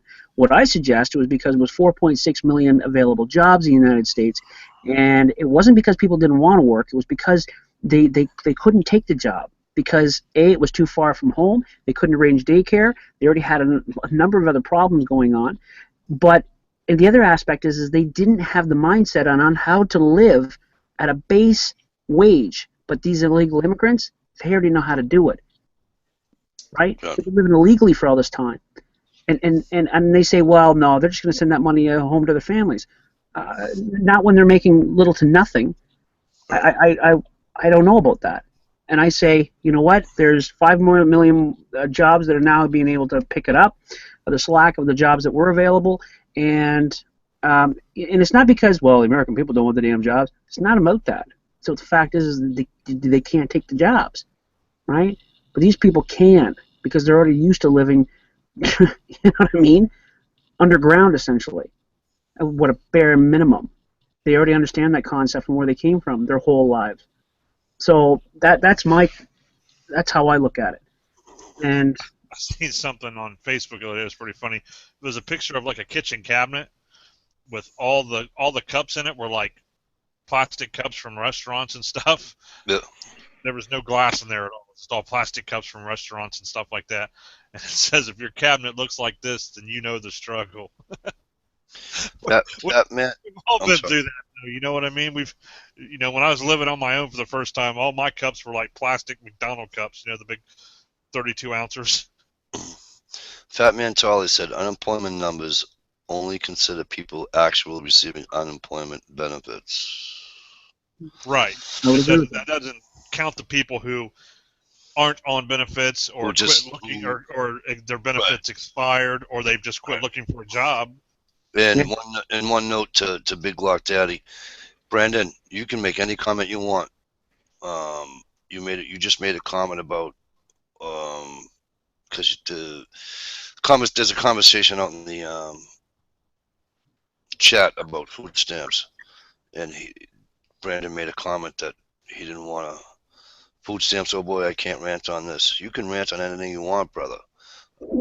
Anybody can, not just you.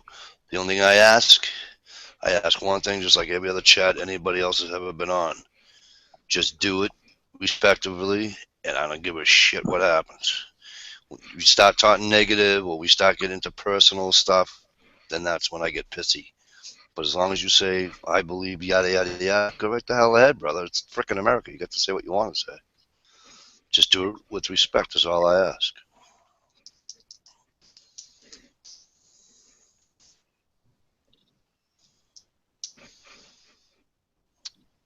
Okay, Mom, no problem.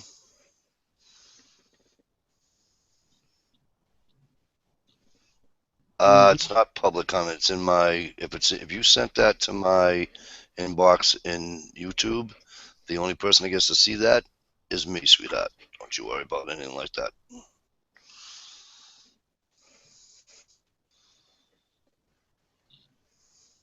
But they are having a great chat out in the chat. I think that's awesome.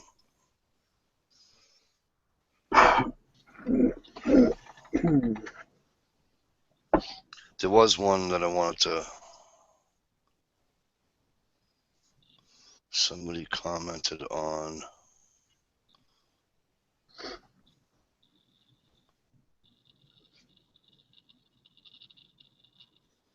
Yeah, they were talking about supplementation and stuff, and actually, was Stan made that comment. They need to have people who are frauding the system, and people who claim disability but never worked a day in their lives. So there's a catch-22 to welfare and disability systems, and amen on that one, brother. There certainly is. Well, yeah, they need people on it. They need people on it. So, They want people on it. That's the whole thing. They want people on it. I don't think they want people on it, to be honest with you. I think that because They do. I don't think people in general don't want to be on it. They want everyone to be dependent on the government. That way they can rule harder with the iron fist. Yeah, but when you say that, you're going to be more obedient if the only means of life is given to you by your government. Look, just like in 300, right? You know what I mean? That king comes up there and he says, "I'll give you the food stamps because I am kind." You know what I mean? I mean it's it. You know, I agree with Ohio on that. Absolutely, that's a power grab right there for sure. You control the people. They've screwed up. Right. You have an obligation to feed the people, otherwise they'll rise up against you, right? This is Correct. it. And again, we've talked about this over in Resist Tyranny a few times, way back when, but it was one of the things that we mentioned. You know, the people, the majority will not revolt against a government that feeds them, that takes care of them. You have them starve, the people will revolt. They will stand up. They will fight with the last freaking energy that they have. They will start to riot. They will start to cause civil unrest. But if you keep them fed and hungry, no problem. It's just like a government taking over a country taking over another country. You can win a war without firing a single shot by cutting off their food supply, right? Right. Besides, I know I'm right because Bird Dog said I was in the side chat. So. Oh my God, Bird Dog. Oh, Well, that's twice tonight. Somebody said he was right. No, I totally, I understand what you're saying, Luke. I really do. Kind of like, you know, a sports analogy. If you build it, they will come. You know. yeah, yeah. Um, I'm not suggesting people want to be but on I just social. think, but I just think generally, like, I'm not saying the majority. I'm not saying, you know, anything like that. I think generally people would rather have more than less, especially in today's society, right? When we always have to compete with the Joneses to begin with, right? Right. So, Yeah, but so like take me, right? I don't, you know, I got three. My wife and I got three kids. Yeah, can I take the easy way out if, you know, God forbid I, you know, lose my job and I don't want to, or, you know, whatever. Yeah, but I wouldn't want to because I have so much other fun, so many other things doing fun things with my kids. You know what I mean? You know, I got a place in New Hampshire. I got, you know, not a place, it's a little trailer. Um, you know what I mean? Um, yeah, but you also got to think of it this way: you lose your job, you get government benefits. Okay, your youngest kids grow up on government benefits, so that's what they're accustomed to. Their kids grow up on government benefits. That's what they're right, accustomed to. They don't know any right. better. They don't They know any don't know. better. They don't. They Exactly, don't know what life exactly. was like when you didn't have to depend on the government. I, And I, I understand that because they don't. and the number grows every year. It grows more and more every year. And you look at the inner city. I mean, that's where the hub of it all begins because you got people that are living off of welfare and government system their entire life, and their mother and father lived off it their entire life before them, and their grandparents lived off it their entire life before, and it's just a cycle that keeps building and building and building, and they're indoctrinated into that system, and that system is now they're trying to spread that system to not to get out of the ghettos and the inner cities, but into it's already in the country too. It's in the country. You see it in Appalachia and areas of Tennessee and West Virginia, Kentucky, and you see it out in those areas. That's how people live. I mean, I can go down in West Virginia where my family's from, and I might have 4 of my relatives out of 500 actually work. The rest of them are on some type of government assistance, and they have been their entire life. And their mother and my aunts and uncles and grandparents, they were all been on that, and it's just growing and growing. And it's because they get used to it. My cousin, who's say 23 years old, has a kid. Now they're on welfare. She doesn't work. He grows So up in that system. That's what he's used to.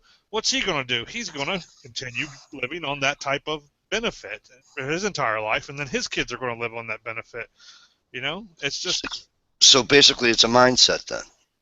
It is a mindset. Okay. it So definitely so is. so okay. So how do we change a mindset? Now that's the question. Okay, so you Absolutely an change answer. the mindset, and that stuff in time. It ain't gonna happen in a year, 2, 3 years. You know, in time, that should change. Correct? Or am I just thinking, you know, Well, way out of the? well, the problem is the people don't have enough knowledge. They don't have enough information. They just take what the media says and so on and so forth, and they give you what the government kind of puts out, and they don't change anything. They allow it to keep taking place.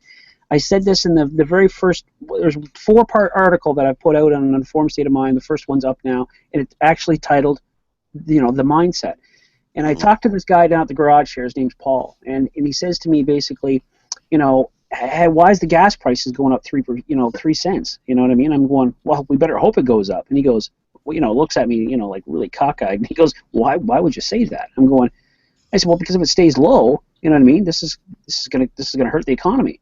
And he's like, but we can travel more. We'll have more money in our pockets. And I go, no, not enough to make a difference. I said, here's the other aspect. We have a Canadian economy here that's based on the oil sands out in Alberta. Do you know how many people out there are working on that? Do you know what the domino effect from that is, the ripple effect from those jobs? I said, they're already starting to talk about layoffs. Now, those laid off people are also consumers. And I said, and this also has a ripple effect, or what they call the butterfly effect, in the stock market as well, which can start going across the globe. I said, so this is actually not a great thing in the grand scheme of things. And his comment at the end of the conversation was the one that prompted me to create the 4-part article, and because it was end up being 9 pages long, so I ended up making 4 parts of it. But he says we just have to have faith in that system, right? And I'm going, we have to have. That's what he said. He says, well, I didn't agree to pay taxes or big spending by the government, but we do what we have to do, and to deal with a bad economy. And I'm like, what are you talking about? And he's like. And this guy's like in his 60s, about 55, 60 years old.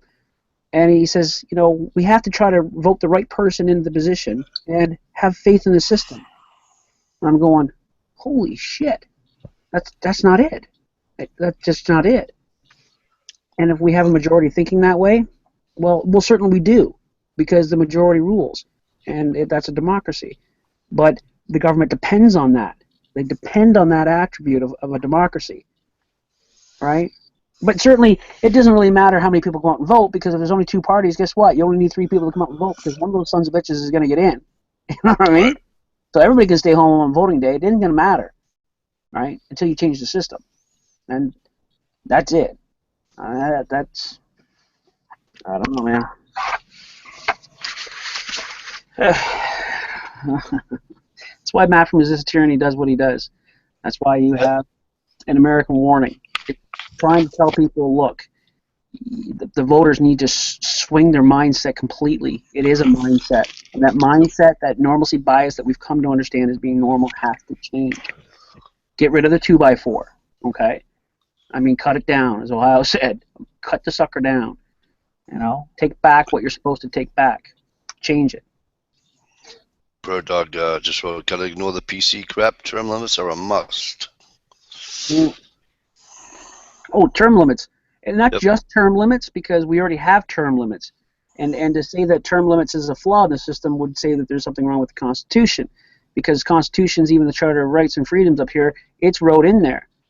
So if we're saying that, then we need to not change it, but create an addition. If we're going to make an amendment to our amendments, it better be one that makes sense. And certainly I suggest something very simple. Just like we all have a probationary period in our jobs, why should not a government official, right? Now keep in mind, let's be reasonable about this. If it's a big problem, we're going to need to give them some time. But they better be going in the right direction. And they better not frickin' lie to us. And if they go in on one platform and they completely are going on a different one, we're going, who is this person that we put in this place? Because that's nothing what he said he was going to do. Right. Well, if you turn tail on the situation, your ass is out of there. And if there's anything fraudulent, you're going to be put in front of a judge, right? And you're going to be tried, and you will face time. And term limits, you're right, no lifers in there. That's part of the problem. You know, the major part of the problem is the people we don't get a chance to vote in, who makes major decisions, or who are whispering in the ears of the representatives to tell them how things should go, right? The advisors and so on, right? These people we don't vote into place. And we have many of them, financial people, who whisper in their ears, this is what you need to do, Mr. President. This is what you need to do, Mr. President. And then they go ahead and they take that advice. Well, we didn't vote them in, right? So maybe that should change as well. You know, and I'm a socialist. I'm a Canadian apparently, but I don't know. But I No, mean, I agree. It all yeah, comes I back to mean, follow the money. It all comes back to follow the money. yes. Now that we've solved that problem, I mean, we just changed governors here in Massachusetts. We went from um, like a mini Obama um, to a conservative Republican, um, which for whatever reason, just for the state, anyways, it ran well under the last 3 Republican governors we've had. So we'll see. Um, and I like him because he's 90% votes 90% with the NRA. So we all have our little you know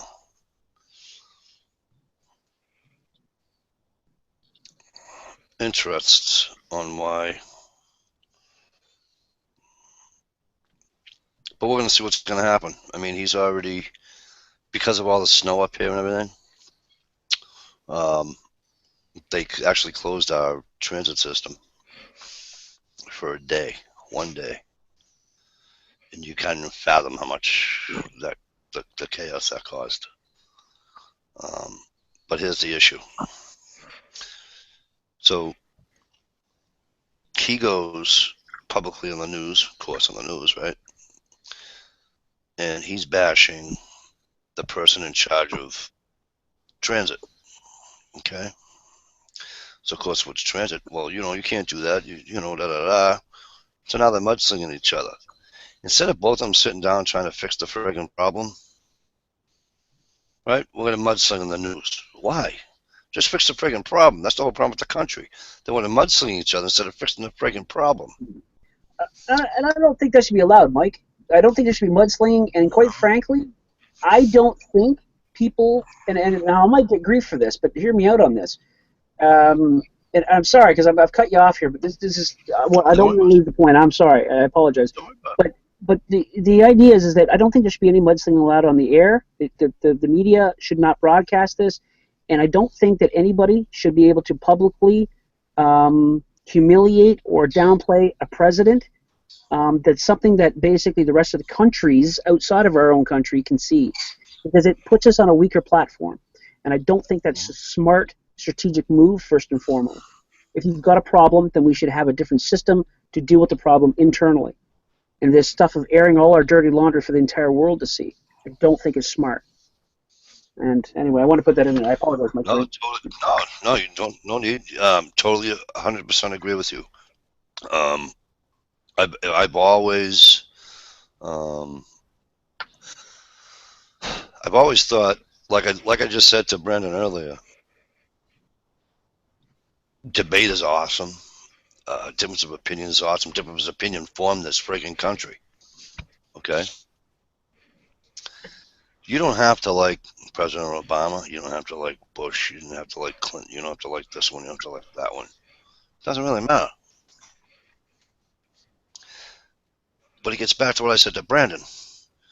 Do it with respect. I've seen things on Facebook. I've seen a picture of President Obama with a scope on the side of his head. Okay, stuff like that is not appropriate in my opinion. Just my opinion. And then you get all the other shit out in the news with the. would it be appropriate? Like I said, with Bush? No, it wouldn't be appropriate for anybody. I just. Just checking. Just checking. I'm just not that. You know what I mean? Just how I feel. I'm not. Well, what it demonstrates is that we need another system to be able to hold our people accountable. Well, the only thing we have to hold them accountable is to be able to air our laundry for the entire world to see. That's the accountability process we have. Fuck, man. What? We got some big problems here. I don't know. I mean, we can get frustrated and say, "Well, he's doing all this," and da da da. And yes, he is. And it's not. By the way, we all know. At least we all should know. It's not just him. Okay, because like every other president that was a sitting president, they're all puppets. So, you know, Yeah, collectively, the politicians, they need that proverbial, slap in the head or kick in the ass or however you want to put it. that's it. If you look around the internet and you look hard enough, you'll find the freaking hands that smell like shit. Mhm. Those corporations out there they got hands that smell like shit. Why? Yep. Because they got their hands stuffed so far, and Mhm. and moving the lips, moving the feet, so on and so forth. You're friggin' right, Mike. There's no doubt about that. And again, that's not for us, right? We're not smart enough to understand it. I go back to that ideology. It's like, look, maybe back in. I don't want to bring up 9/11 because it's such a, but here, look, you know what? I think that the government knew that 9/11 was going to take place. They had lots of warning. They didn't do anything to stop it. Certain 3 planes, 3 of them, really? Man, they had something in place to stop that from happening. Why? Because they said, look, we can't tell the American people we need this to take place. It's for the greater good, okay? Because if we don't do it in 3 years, we're screwed. We're screwed if we don't go to war over there. We have an agenda here, and certainly we can't tell the American people that because then we can't tell the rest of the world that. But if we don't do this, we're all screwed. So we will propagate whatever we need to propagate to make sure that we can go on for another 20 years. And I guess if they put it to us honestly, maybe we'd all say, you know what, hey, selfishly as it is, we want to breathe. We want to be able to do what we need to do. So, yeah, I guess there's going to have to be a few thousand people that are going to have to give the ultimate sacrifice so the rest of us can keep on going. Now, maybe I'm completely way off base. This Canadian needs to shut his mouth. I don't know. But I don't know if I'm that far off base on that. Well, Mountain. I mean, there's some evidence out there that goes to say that they did know about it. You got Condoleezza Rice, contacting her family and, Mhm. by email, letting them know not to travel by plane on these days. Right. You got all senators and congressmen all on a travel ban for those 3 days or whatever. That was kind of under the rug. I don't know. I This don't. was a high alert, right? I'm one of those 9/11 truthers that say it was a government inside job and running. I'm kind of like No. I'm on the fence to where I think they knew it was going to happen. Right. Probably could have stopped it with a little bit more resources, but I think they decided not to, Yeah. to be able to push further agendas. I think that the heightened. I think that they knew that it was that high of a possibility. Is the reason why you're saying they knew they weren't going to tell us, but Well, to me, it makes sense. It just seems like, look, how much financial benefit was there to some of these major corporations? Just that in itself. But there was also a job creation process there too. There was also the idea of being able to pump more fiat currency into the system. The list goes on and on and on and on. And it could be something to do with oil, certainly. Certainly, it could be. It could be something to do with the fact that somebody was trying to leave the mighty dollar on a world platform and trying to go back to a gold standard that was going to maybe catch on, and we had to interrupt that somehow. It could be in a million different things. I mean, the fact is, though, I come back to the main point here. Look, they had an amazing system set up for basically intercepting any plane that goes off course. And 3 of them got by the system. And they're always on drill. You ever notice that? They're always some type of drill at all these types of incidents. And Yeah. they can never decipher if it's real world or if it's just a drill. Right. Because, we were running a drill at this time and it actually happened. So we were Right. unsure if it was real world or a drill, so we were slow at responding, But Canadians, we can intercept 2 people who are getting ready to international people, 2 of them, right? 2 quiet little people, you know what I mean, who are getting ready to do some kind of terrorist act. 2 of them. But we don't see 3 planes coming and making their targets. But look how many we've caught since 9/11. Jeez, Right. Yeah. But they're they came blowing out all of kinds of Canada. plots, but all the plots are set up. Yeah. What kills me. Oh, by the way, jack of all trades, Bigfoot is real. I Yep. seen one. Uh, Just argument of what, that is over. what in the We're gonna mirror keep this on. morning? But anyway, Pretty much. but they did come out of Canada though, right? Right through Eustis, Maine. Yeah. Yep. So, Yeah. I mean, people look at me sometimes like I'm crazy and go, "You really think our government would do something like that in order to go to war or to be able to do to lie to the American people?" I'm like, they've done it before. We don't have a great track record. So, you got the Cuban Missile Crisis. You got, they actually crashed a plane.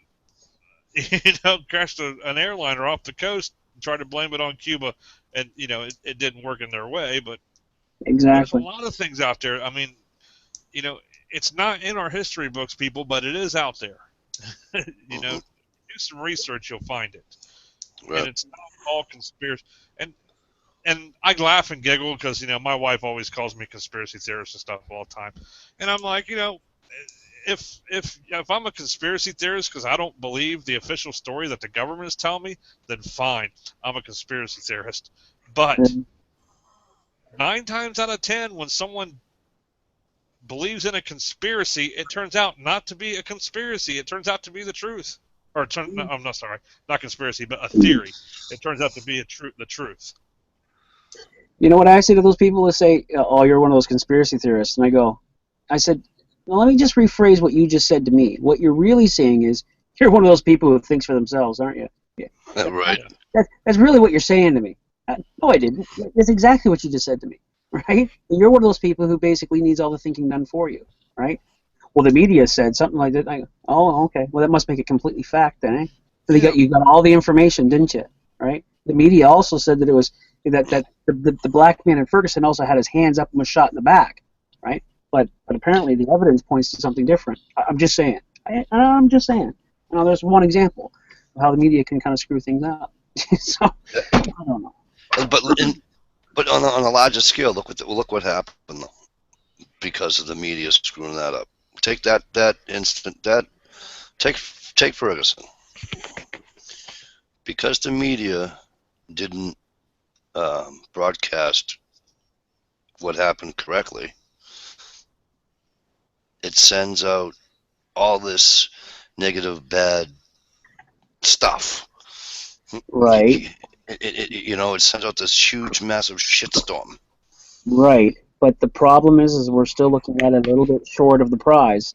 It's the people. The people, even after To listen to it, right? I understand. they still followed it. They still went and protested. Right. Hands up, don't shoot. Black Lives Matter.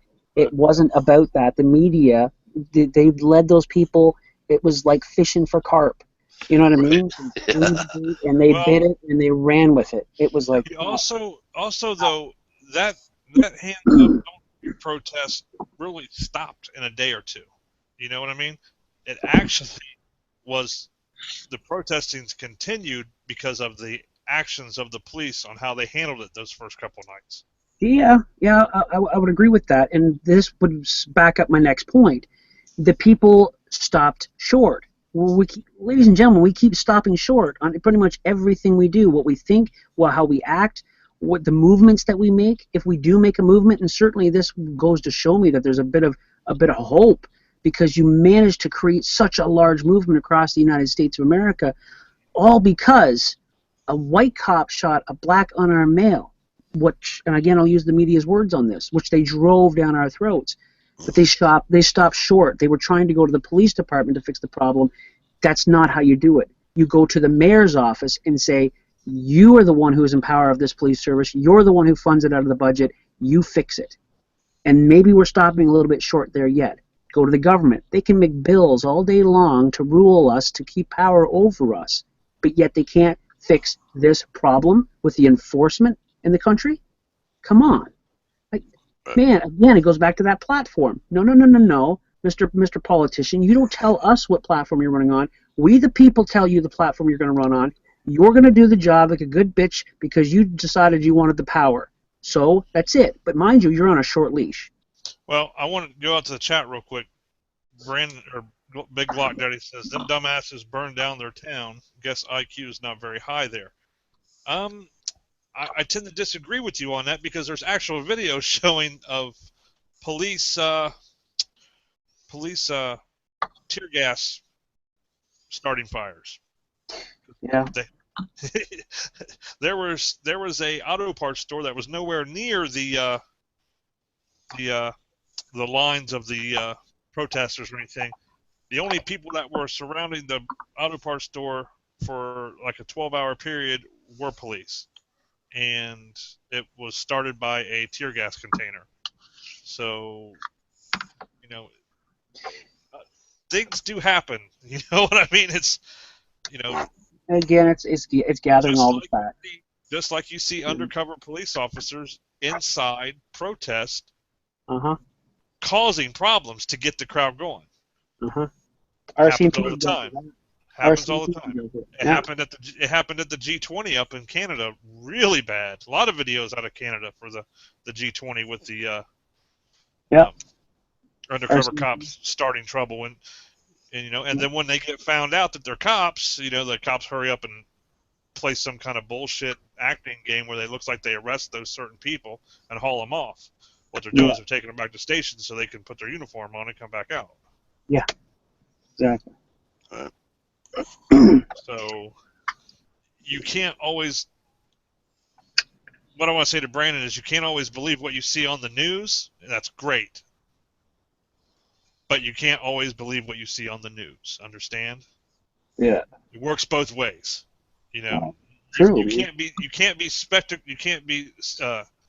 you know you can't question the media because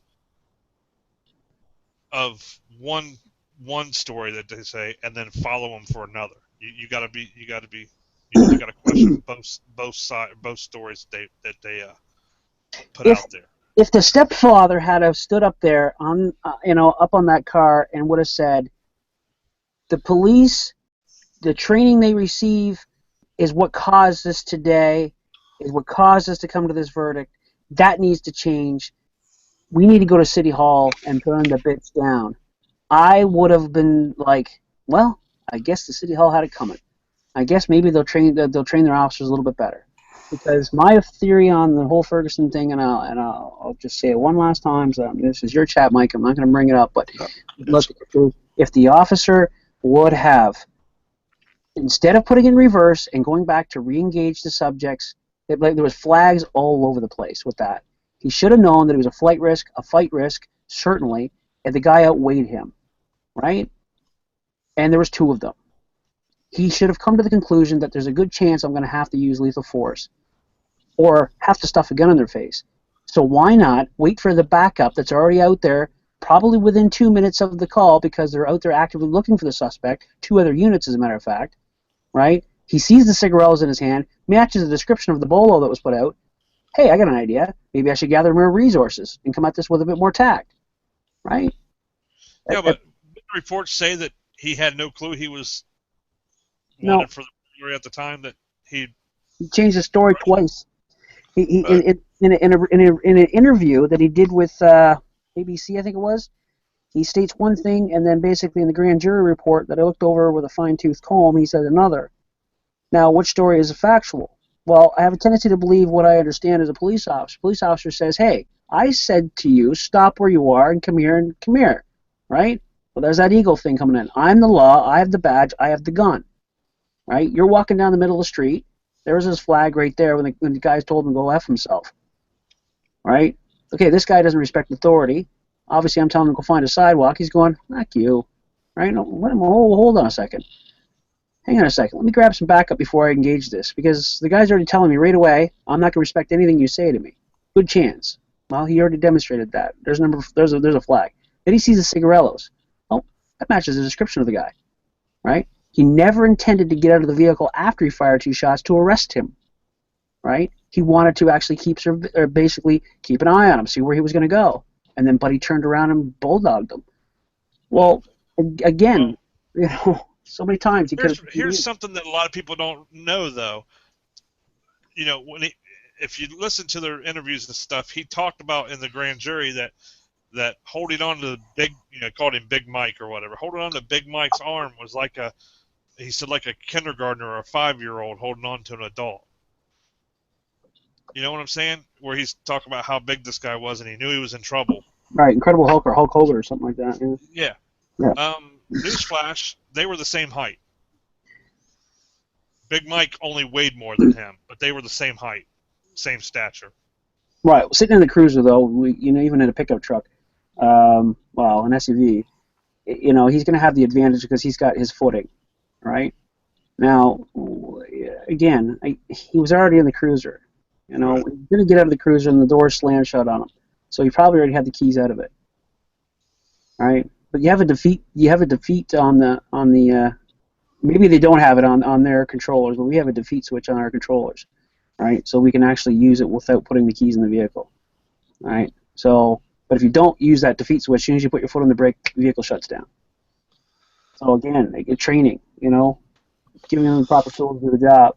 He should have reversed or drove forward, to try to create distance between him and the threat, and then re-engage with his sidearm if that was what he was going to choose to do. I tend to believe that I think race had everything to do with it, though. It could have, but then I think it was race and attitude. Both ways. Seen the two guys walking down the street, was going to throw his weight around a little bit as with his badge, and the guys basically told him fuck off, Mm-hmm. And But I think ego got the best of both people. There's two sides. There's two sides that caused this. It wasn't just one person that caused this. Both parties caused what happened. They're both no doubt about it. Again, I think the officer was justified after Mike had pushed the door shut on him. He was then justified. It was a reasonable response, and therefore it was a lawful response. Right. Training aside, don't care about the training, but just the facts of it. What an everyday citizen would be warranted and justified and reasonably expected to do in that situation. But before that, it was not reasonable. Therefore, it was not justified, and therefore it wasn't lawful. That's how I look at it, and that's it. Because his ego got in the way. Here's a news flash for you. Yeah. We're the only ones who've talked about this in the past 6 months, so it's really irrelevant to what's going on right now. Because they've moved on to other stories. You know what I'm saying? You don't hear anybody else talking about this. No, that's true, buddy. That's true. It's unfortunate. No, it is unfortunate. If the cop would have been trained better and had a better, mindset on his job out there, didn't let his ego get too far ahead of him, yep. He would still have a career, and this black kid would be in jail, Yep. I just want to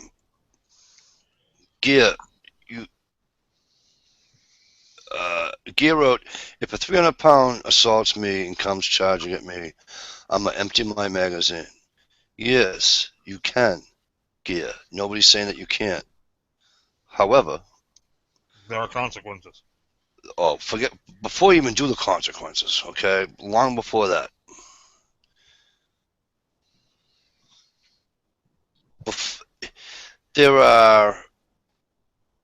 It's like Luke just explained. He could have went in reverse. He could have turned the car into the assailant. He could have did a lot of things. That particular cop could have did a lot of things where it wouldn't have taken, what was it, 19, 18, whatever, 20 years old. It wouldn't have taken a kid's life. He wouldn't have to shoot somebody. He'd probably still be employed, okay? And that boy would still be alive. Right. Yeah. So, I gotta say something just to get under Brandon here. Hang on, Ohio. Just because we have, some of us have the right to carry a gun, okay? Yes, we do. We have those rights to carry those guns. Yep. Amen. It's awesome. We also have to think before you pull that trigger, too. I've had people in my house that didn't belong. They didn't have a gun, but I had a weapon. Could I have bashed their brains all over my friggin' house? Absolutely. But I didn't. You know what I'm saying? I hope I'm saying it right. Yeah, you're saying it right. I hope I'm saying it right. You're absolutely saying it right. Look, this guy had, it's about respect, and the aspect is this. If I see Ohio, and Ohio's doing something wrong, or whatever the case is, if I don't think I can hold him accountable, right, personally, hold him accountable, right, I'm not going to engage him unless I know that I own him. And that's the bottom line. Even as an officer, I'm not going to do anything, and this sounds kind of bad, but everybody just try to be an adult and get over that aspect. But if I don't think I can own that suspect, I'm going to gather resources, and I'm going to do it in a resourceful manner. Because if my only way of owning this particular individual is with the use of force or excessive use of force or utilizing my firearm, I have to later on justify that. I have to be able to justify that all day long in a courtroom, providing its course is a just courtroom, right? I have to be able to justify that I actually made the right choice. Now, if I know that there's other two officers over there, I can hear the radio just the same as anybody else, right? It's a robbery, right? It wasn't a theft because the guy used force to take the property away from that individual who owned the property, therefore it turns into a robbery, right? So I already know that the robbery suspect already had no respect for that individual. The individual, of course, couldn't hold that person accountable. Then he's walking down the middle of the street. He tells the individual to get out of the street. He says, fuck you. This is a guy who's potentially wanted, right? Whether he knew that or not doesn't matter. But Brown knew that he was wanted, most likely was wanted, right? And he still looked at the cop instead of saying, sorry about that, sir, moving over to the side of the sidewalk so that he wouldn't get caught for the theft. He said, I owned that store, I owned the merchandise, I owned the shopkeeper, and I own this street. And if you try to stop me, I'll own you too. So, and then when he got out and shot out at him twice, he came back and he said, bitch, did I not tell you you ain't doing nothing? And he came back to him again to show him one more time. You don't own me, I own you. And the cop dropped him. Now, to me, it's quite simple. As soon as the officer knew that these people are probably not going to be going peacefully, Ohio's right. It's an ego trip. He should have just sat there and said, hang on a second. If you want to be disrespectful to the law, and I'm telling you to get on the sidewalk, and I want to make a big deal of this, and now, you know what, this guy's kind of resembling the freaking robbery suspect. Let me just take a breath here. Dispatch, this is 203. What's the, can you give me a script on that robbery suspect there? I'm over here on Canfield. Yeah, descriptions as much. Yeah, other two officers that are looking for that, if they can send them over here right away, I think I got the suspect in sight right now, right? He's with another black male, right? They're going to be heading northbound on Canfield. Great, perfect. They send the officers over there, actually get some freaking resources in there, set up a little bit of an area in case he wants to run, right?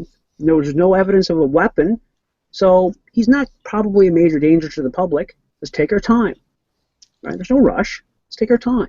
Do it right. Now, as a sergeant, that's how I would have trained my rest of my officers, and that's how I would expect it to happen. Anybody act outside of that, they get a size 12 up their ass. You know? But ego took over. What's that? Yeah, ego took over. Absolutely. But ego took over. Yeah. But because his training, because he was a police officer, because that's the way it is, he was justified at the end of the day. But hang on a second. Why aren't we looking at all the events leading up to it? Right? Well, because you're supposed to respect law enforcement. Yeah, but you're also supposed to not escalate it to the point where you actually have to use lethal force. Right? Because this black person that you're dealing with, right? This individual, listen to me, going on. This black person, this individual doesn't have the common sense, obviously, to figure this out. So you, the more intelligent of the bunch in the situation, which you should be because you've been given that position, right, to sort things out and assess things properly. Well, that's it. You know, I don't know. Stan had a nice comment in the. I like Stan. It's not just saying anything. Stan wrote, "You have a right to the gun." Amen. You do. You have a responsibility of where you put those rounds. No ifs, ands, or buts about it. That's really cool. Yeah. Absolutely, for Stan. Absolutely. And on a lighter note, Brandon, I didn't bully anybody, so I'm too little to bully anybody. And if I can get Luke and Ohio to look in the internal chat for a half a second, that'd be cool. I don't think I bullied you, Brandon. Did I? Joel's. I hope I can No, see. I think from what I'm reading, anyways, he was talking about basically the Brown being a bully in the store, just taking what he Oh, okay. wanted. Yeah. Well, no, because right before. Yeah, because his name was Mike Brown. So Oh, all right, all right, all right. I'm sorry, because it said anybody see the video of Mike being a bully, and I'm like, what? Okay, all right, my bad. if he's talking about the video where he beat the old man up over Oh, some that was stupid another. money, That was that another. wasn't even Mike Brown. That was another guy. Was Okay, it? Yeah, that was debunked. okay, Oh, Just like the picture of the guy with the money in his mouth holding the pistol up. That wasn't Mike Brown either. yeah. I don't okay. know.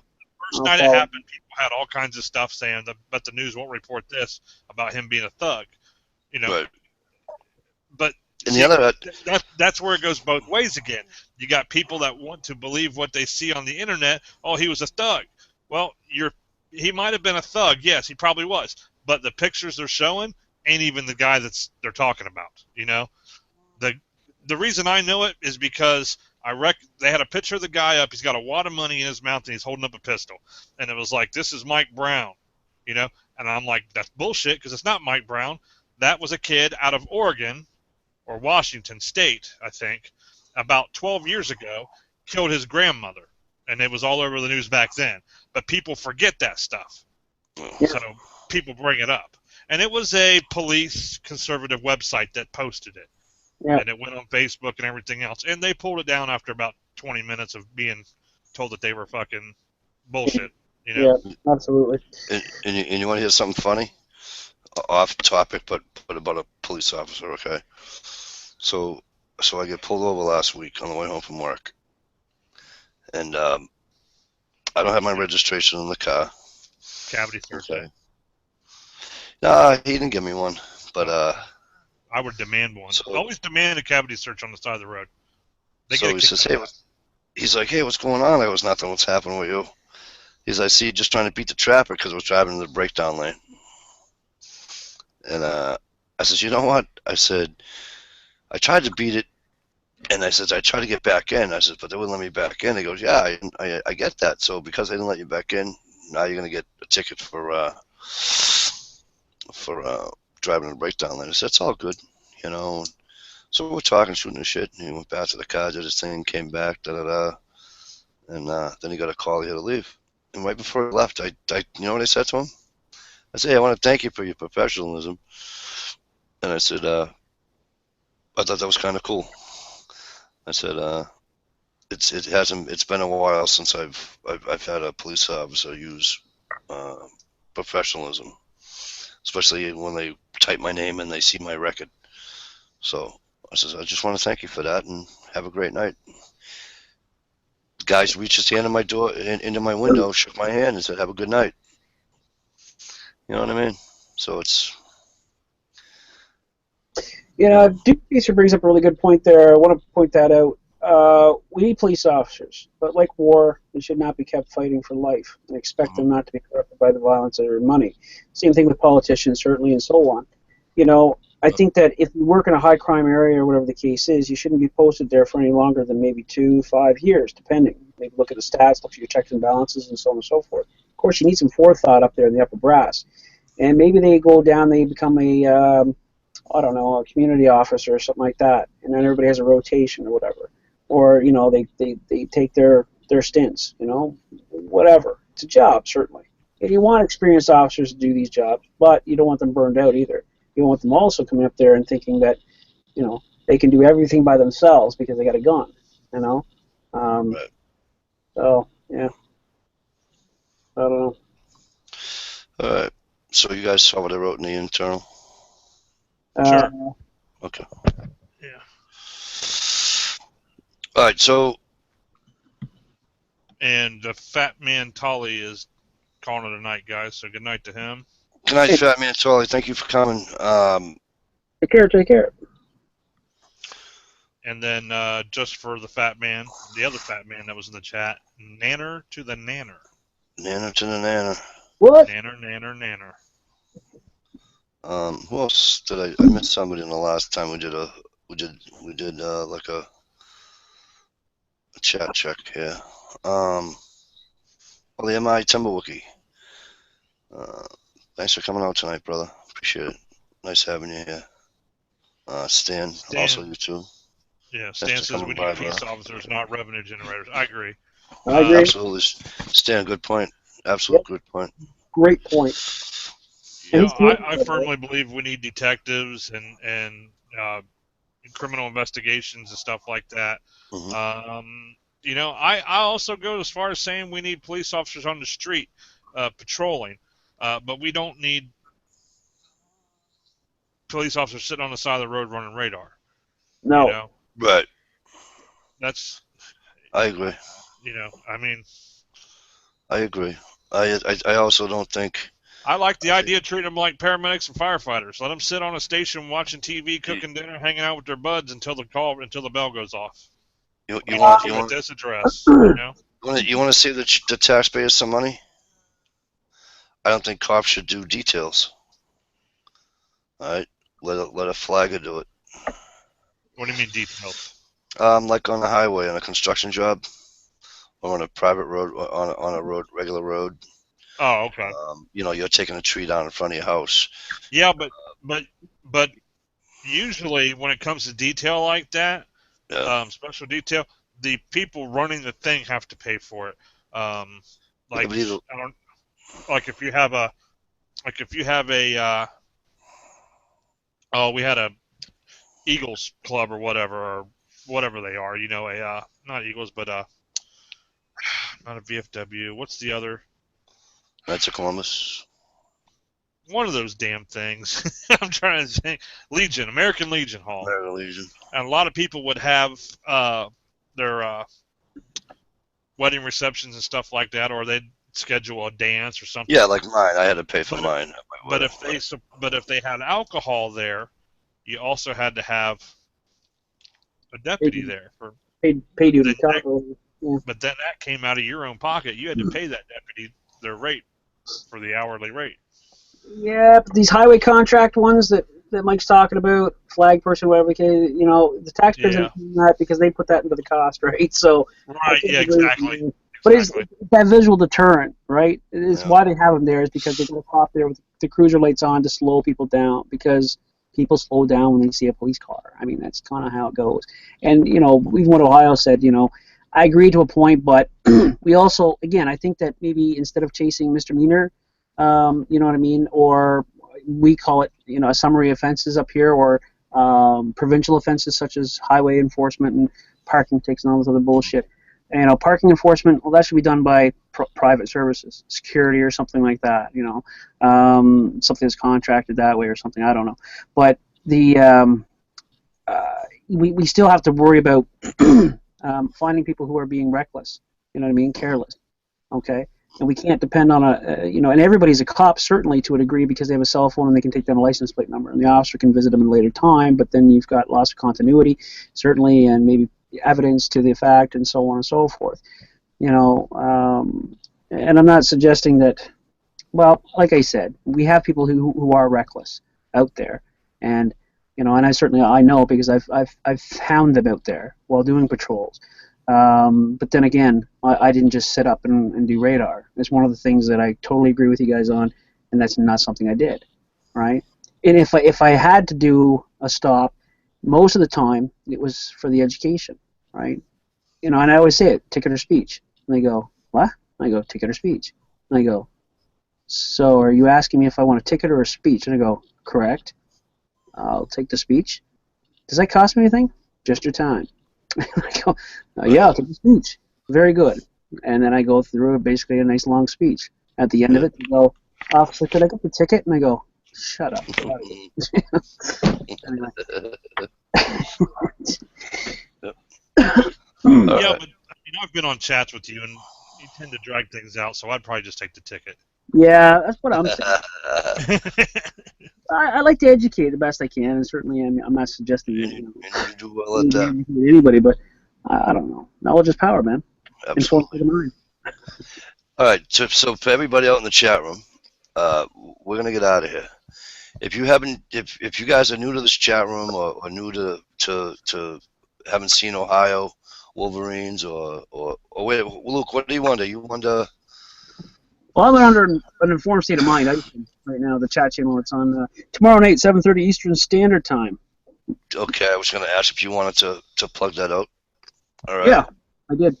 Okay, cool. Thanks. And sub them up too, and go check out that chat tomorrow night at 7:30 Eastern Standard Time, please. Bug out vehicles tomorrow night, guys. That's where we're going to switch it up a little bit. Normally we're talking about tyranny and all kinds of things, but it's also a preparedness channel and an informed state of mind, certainly. So we're going to be talking about bug out vehicles. It was it's something that kind of popped up. So, we're going to lighten it up a little bit, and we're going to talk about bug out vehicles, what a good bug out vehicle should include, gear, and so on and so forth. And we're going to hope that people can get on the panel and screen share maybe a shot of their bug out vehicle or maybe their ideal bug out vehicle. We're going to talk about what we'd like to put in that ideally, and say, look, all things are lost, and we gotta get out or we gotta get home. What would we like in a vehicle? So it'd be a fun chat tonight. I know what I would do. What's that? I would steal a fire truck. Yeah, damn straight. It's got water. It's got tools. It's got medical supplies. Yeah, that's Good to go. smart. I'll see you tomorrow night. And there's enough room in there to sleep too. Yeah. That is smart. That's it. Panel's open, man. So panel's open, guys. The link will be in the box below. Jump on. Let's fill that panel up and let's have a great Saturday night. So it'll be really cool. And then and Matt will stick with the good topics later on after my show, and we'll get back to some serious talk again. So it'll be really good. Matt will be on my show tomorrow night too, tentatively anyway. So it'll be good. All right, so I want to thank you guys all for coming out tonight. And it wasn't even like I just felt like having a chat, and these two guys came out and they helped me out with it, and I thank you two guys for doing that for me. Appreciate it a lot. Problem. Hey, man. Thanks for having me. If everybody in the chat room, again, thanks a million, all of you, to Flinks, to Mountain Man, Joel, Stan, Mom, Doom, Gear. I know Bird Dog was here. Johnny, Master of His Arms was here. Don't forget Brandon. Shout out to Brandon. Jack of all trades, Brandon, The Fat Man. Fat Man, Oh, Gear. hey, speaking of Jack of all you trades, guys. Speaking of Jack of all trades, let me plug his chat real quick, man. Sunday nights he's got Chillaxin, and Tuesday night he's got Dig That Tone. Absolutely. Those guys, it's fun. To Planks, to all of you, thank you all for coming out, and we're gonna get out of here, and right after you go to Luke's chat, when Luke's all said and done, 11:30 or 11 o'clock, whatever the hell time it is, Jamie time's on. So, you guys enjoy. Have a good night. We'll see you all later. Peace. All right. Take care of yourself and be nice to each other. Yeah. Good advice.